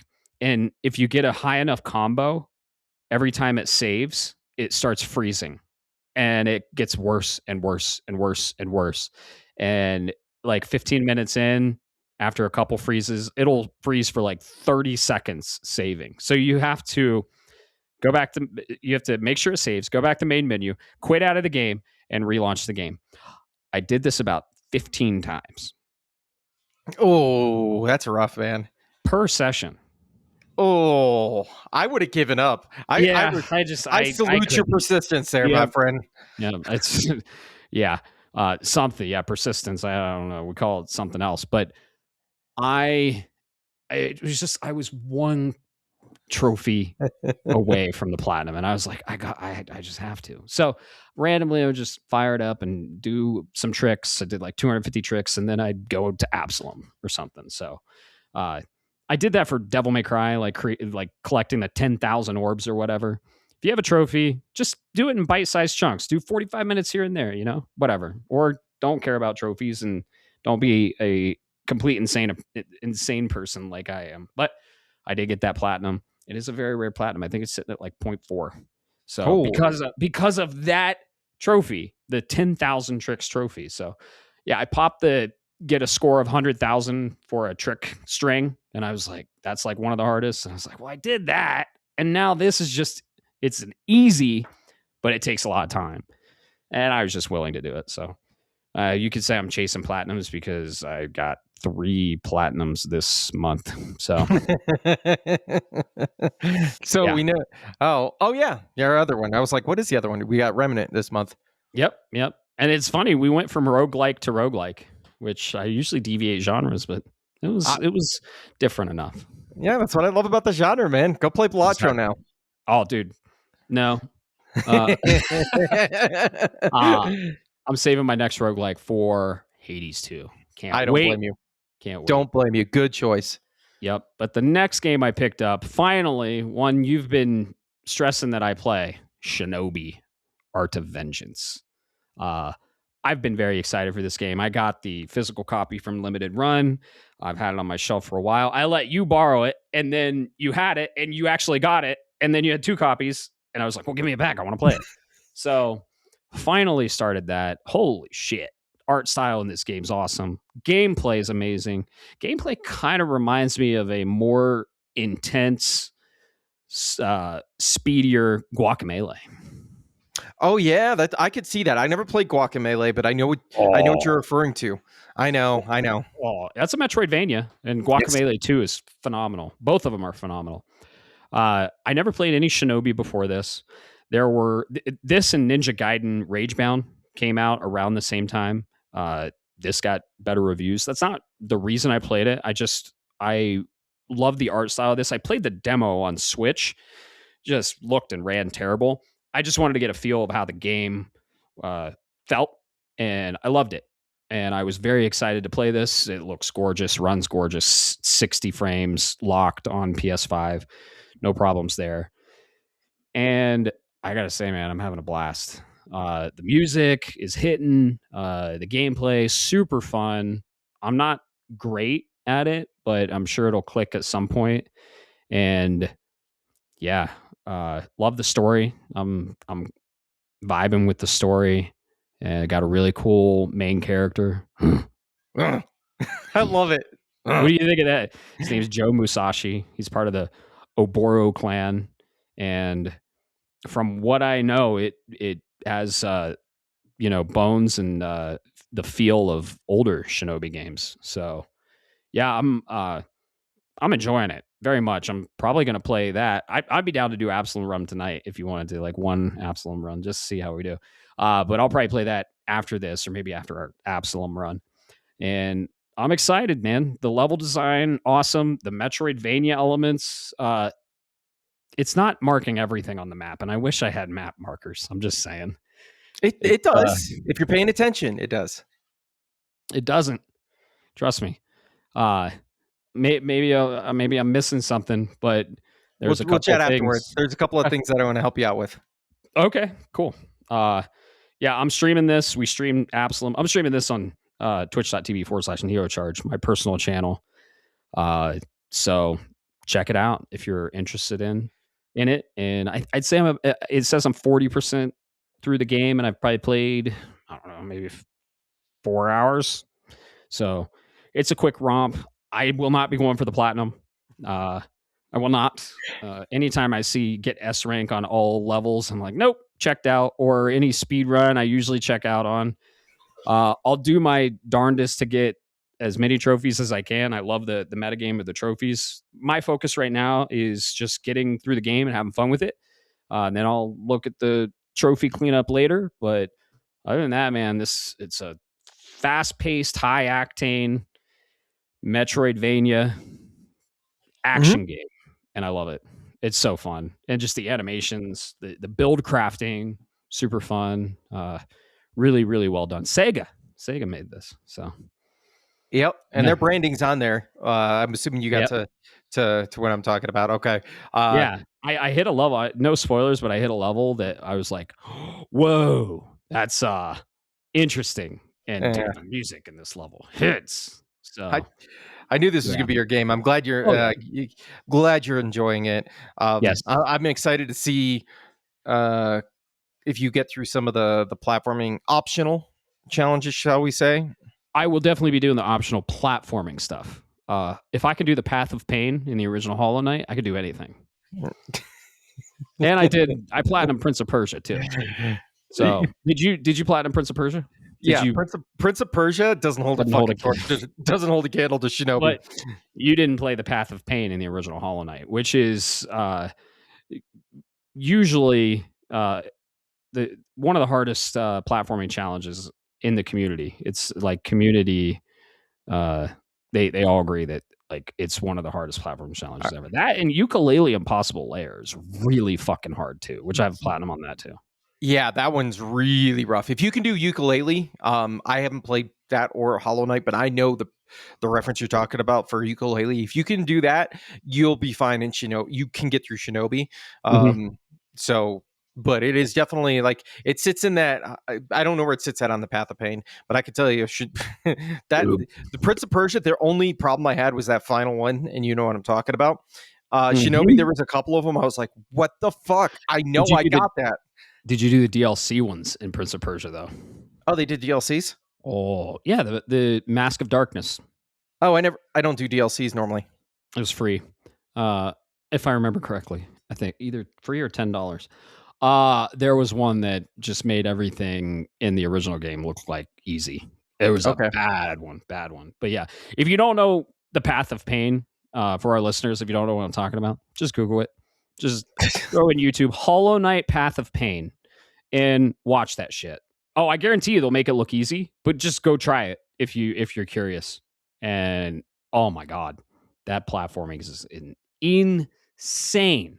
So I'm excited to do some of these platforming challenges in Shinobi. There was just a small one that I gotta say, man, it was just like I went right through and I just did it. But I'm sure there's gonna be harder ones. So when I encounter one, you can tune in and check it out. So I'm excited to play more. Excited to play more. That's awesome, man. I'm glad. You're gonna really enjoy the ending of that. Hell yeah. Hell yeah. I haven't looked at the trophies. I know of one trophy, just because when I looked at the trophy like difficulty, it was like this one trophy. So yeah. But we'll see. I'm just there for the ride at this point. Just playing the game, having a good time, enjoying it, not stressing, getting through it, rolling the credits, and then I'll look at that shit. That's how I roll. I would recommend that for this game. Just roll with it, play it, enjoy it, and then put it down. If it really clicks and you're like, I want to do a speed run or S ranks, knock yourself out.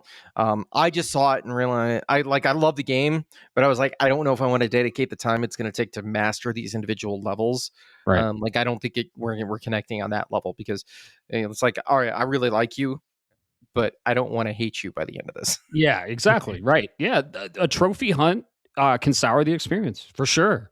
If you're not having fun, put it down. Simple as that. Anything else this week? You've been a busy boy. Yeah, I have.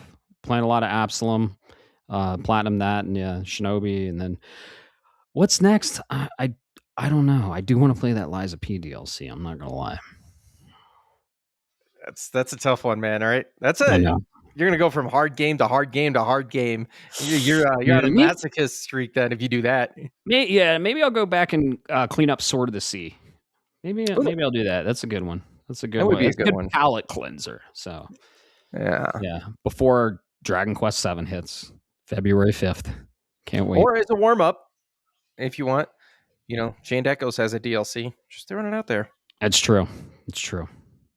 And it's on sale right now. I think 15% off or something like that. $8. Yeah. That's true. It is turn-based. It is a turn-based RPG though, which I'm about to go into. Yeah, but it's not like it's going to be a huge. They are different types of turn-based RPGs. Okay, it's true.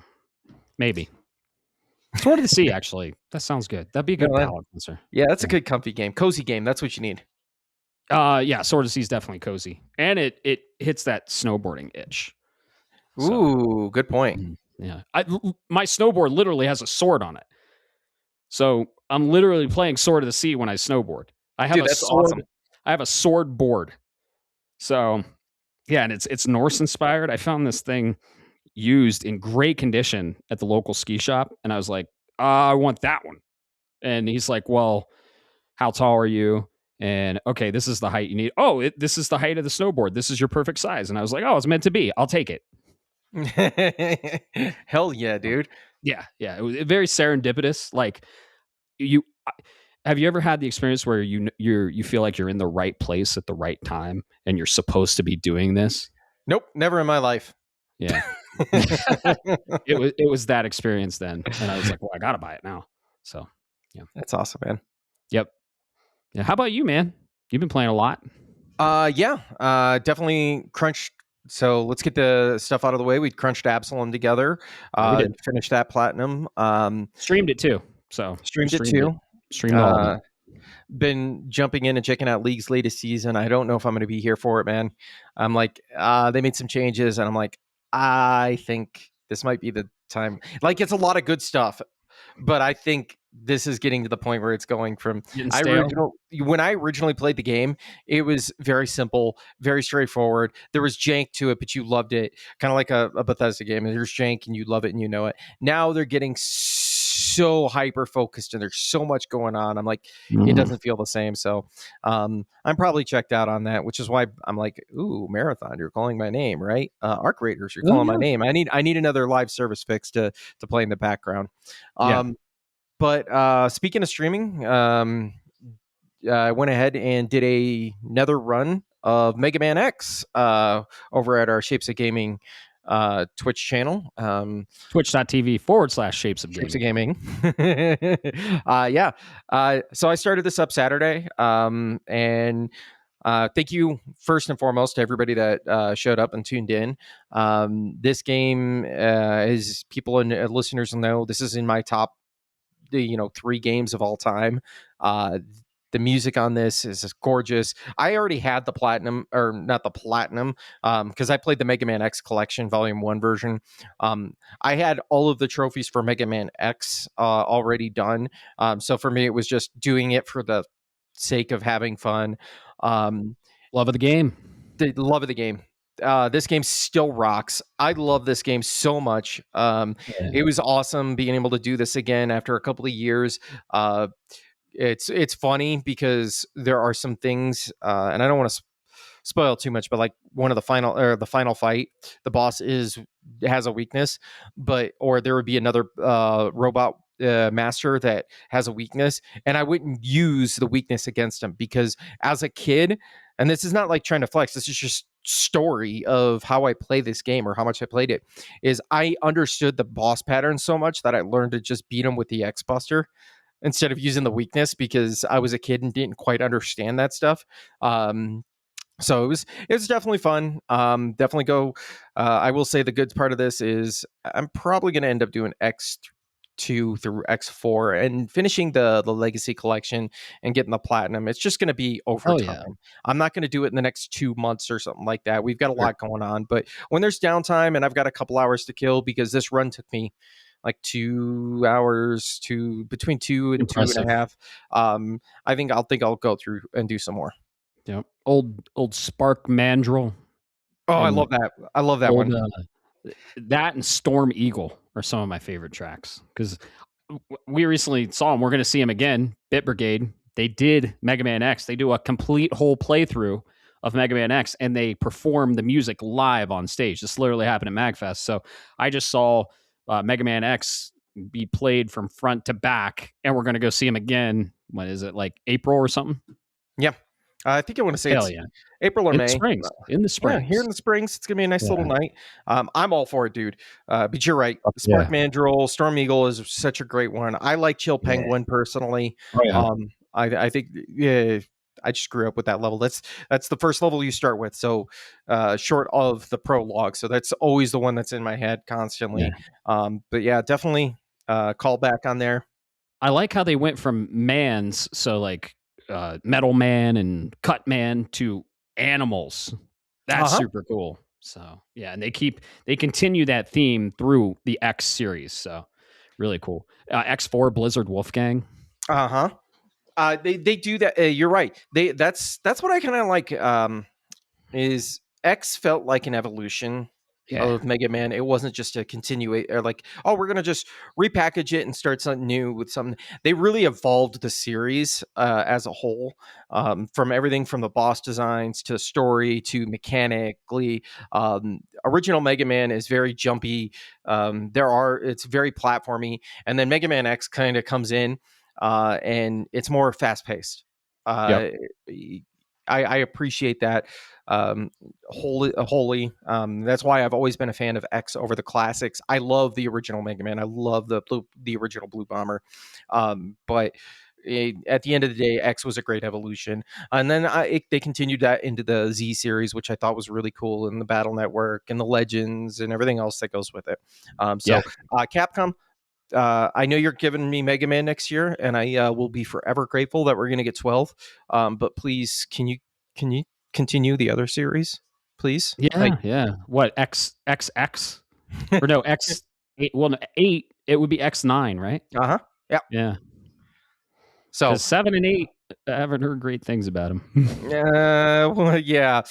What am I fighting for? If you know, you know. But yeah, definitely come check it out. I'll probably do X2, X3 in the future. I don't know when. Nothing nailed down. But I'll be there this time. I won't be sleeping, probably. Probably. But yeah, it's your fault. We played Absolum till like 5 a.m. Get good, son. I know. I just got up. It was like 5 p.m. or something. I was like, it's dark out. Fuck. And you're like, You're like, I got up at 9 a.m. I'm like, what are you? Oh, you want to know rough? And this is why I couldn't say anything bad, but it's Crystal Sunday right now as we're recording, so she's had the last 2 days off. Yeah. She texts me. She's like, I've had like 2.5 hours of sleep in the last 53 hours. No, man. I'm like, sleep is super important for you, dude. It'll catch up with you. It will. It will. Oof. Well, Gotta get we'll it. see. I'm built different. Different. Yeah, no. Cool. And That's how then you of course recover, man. that's how I you recover. Yep, Yeah. I'm gonna recover tonight. After an Absolum run. Because Yeah. Let's do it. the other game I'm We'll stream playing, it. I We'll might stream it. let's do it. Let's stream it. The other Yeah. game, I'm thinking I might get back. I don't know. I might play it tonight. I'm really debating, but I finally got hooked, and that's Octopath Traveler 0. The first time when I first started playing this, I knew there was an Octopath Traveler DNA in there, and it held the name, and it holds the same art style. The music is pretty much, and this sounds mean, but I promise it's a good thing.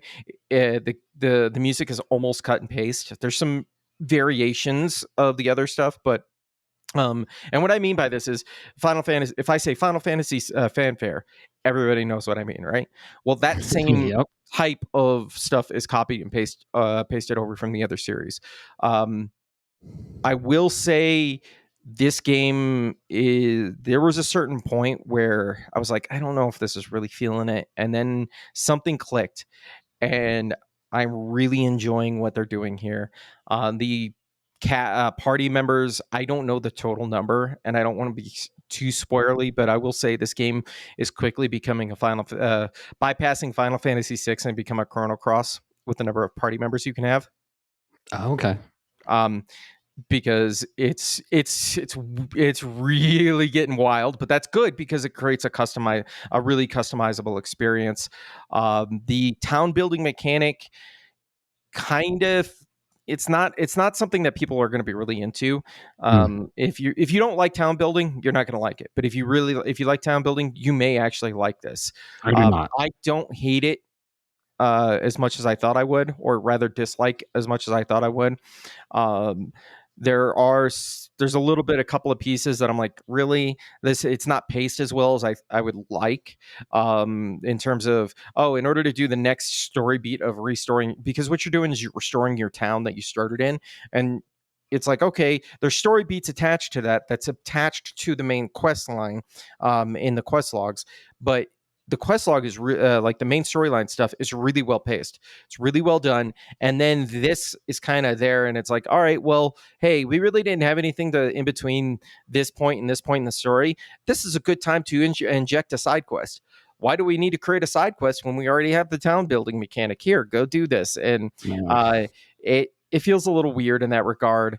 But I got to say, mechanically, this game is really good on its combat. It's a little bit easier and more approachable than the other Octopaths games in the series 1 and 2. The music, like I said, the music's really well done. It's pretty much the same thing. So if you know those tunes, they're still going to be there. They're still ever present. I will say there is a really cool, I don't want to say, how do I put this? There's a piece of this game that kind of almost feels like cheating, but it's also what makes the game more accessible. Is you have your starting town, and if you go to the world map at any time, you can just press R1. And it'll point to the starting town, and you can be like, "Cool, I want to fast travel there." And it'll fast travel immediately. And the starting town, as you build up, will have a bed for you to sleep in, so you can restore your resources. There's a shop, so you can buy stuff. There's a place where you can make the meals you need. All of that is right there, and you can do it with a couple of clicks of the button. So it's really cool. Dragon Quest VII does the same thing, from what I've seen in the demo. You get zoom right off the bat. Yep. So, absolutely. Crazy. And I will say, the final two things I'll say is, so some of the quests, they'll have what they call a threat level, which is really just recommended level. Sometimes it feels like that could have used a little bit more fine tuning, because there's some, it'll be threat level 21, and I'm like, but there was no battle, or there was no like thing that threatened me. This feels weird. And then there'll be another one where it's like, oh, it's threat level 19, and then I go in at level 22, and I'm like, what the fuck? I'm not getting my ass kicked, but I'm starting to struggle a little bit. And then finally, what I'll say is this story. There are some pieces of it that kind of don't. There's some of it that's kind of miss, but there are some pieces of this that are really, really dark, dude. Like Nice. Good.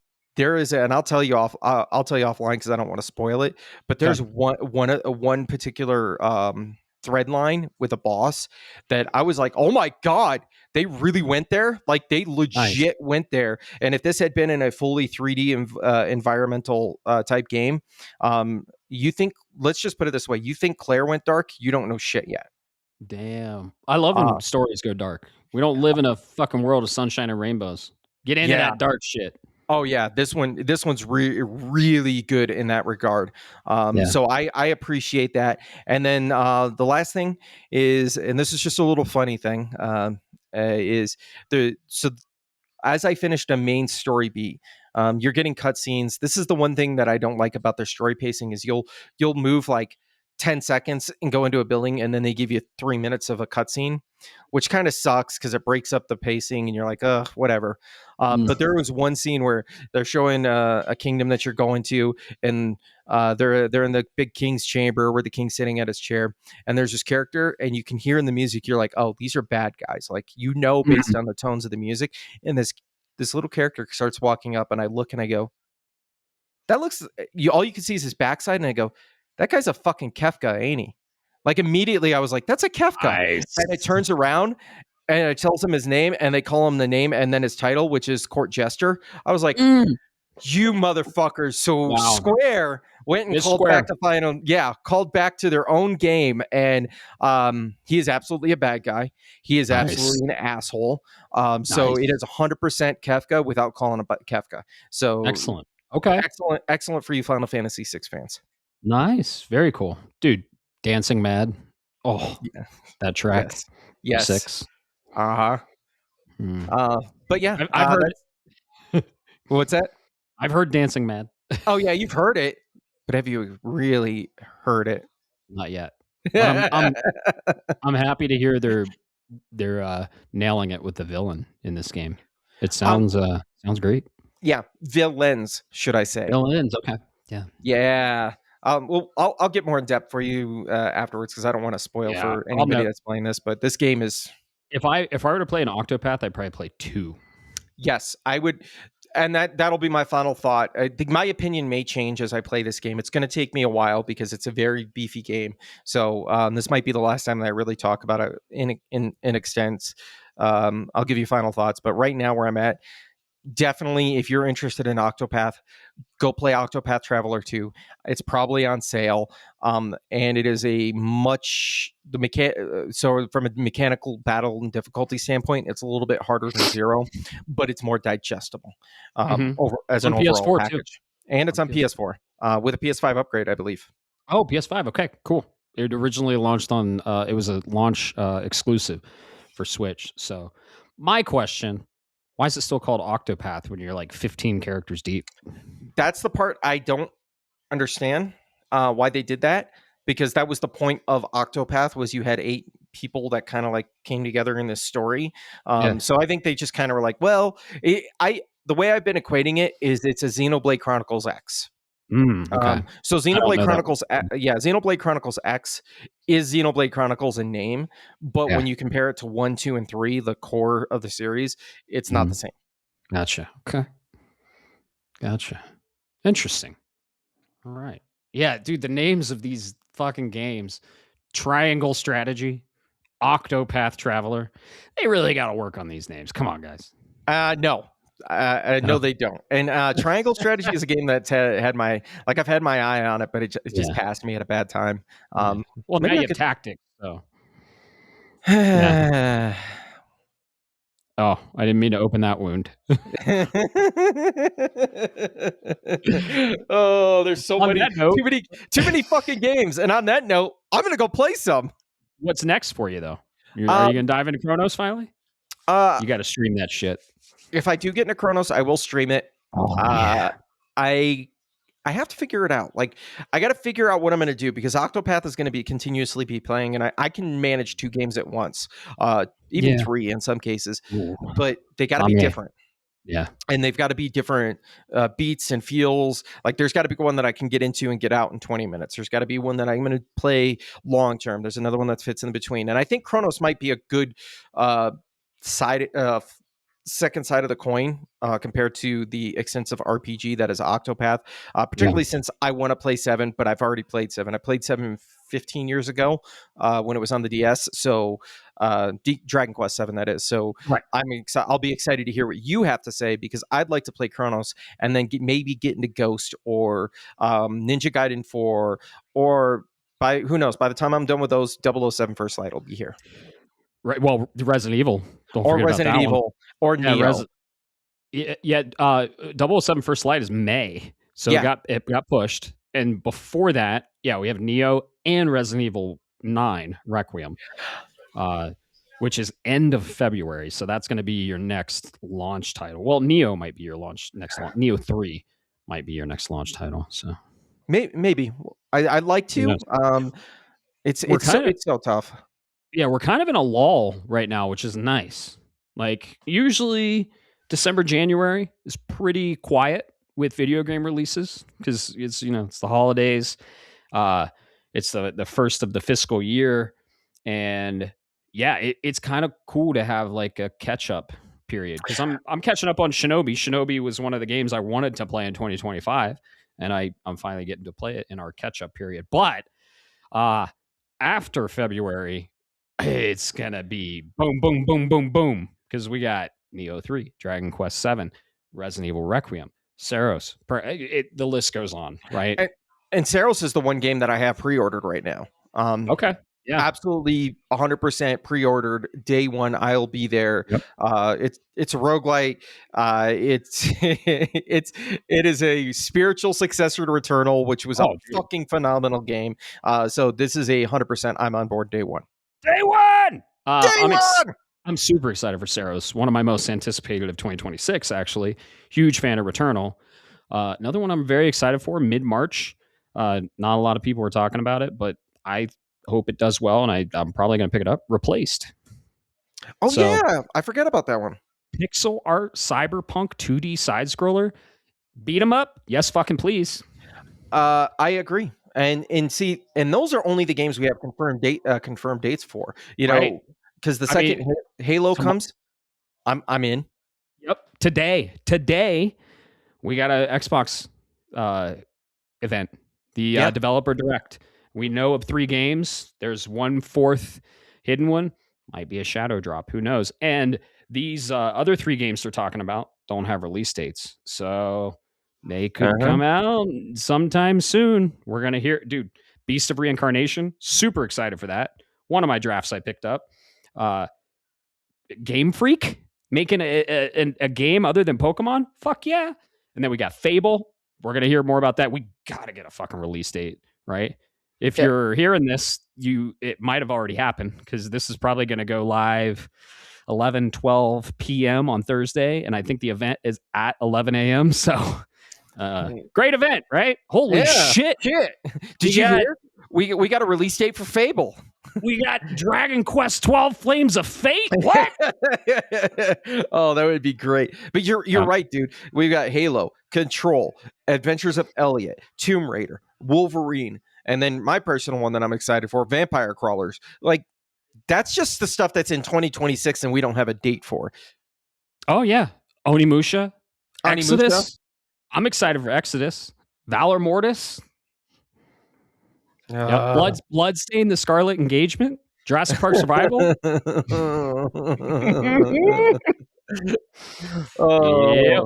Yep. So we'll see. We'll see how it shakes out.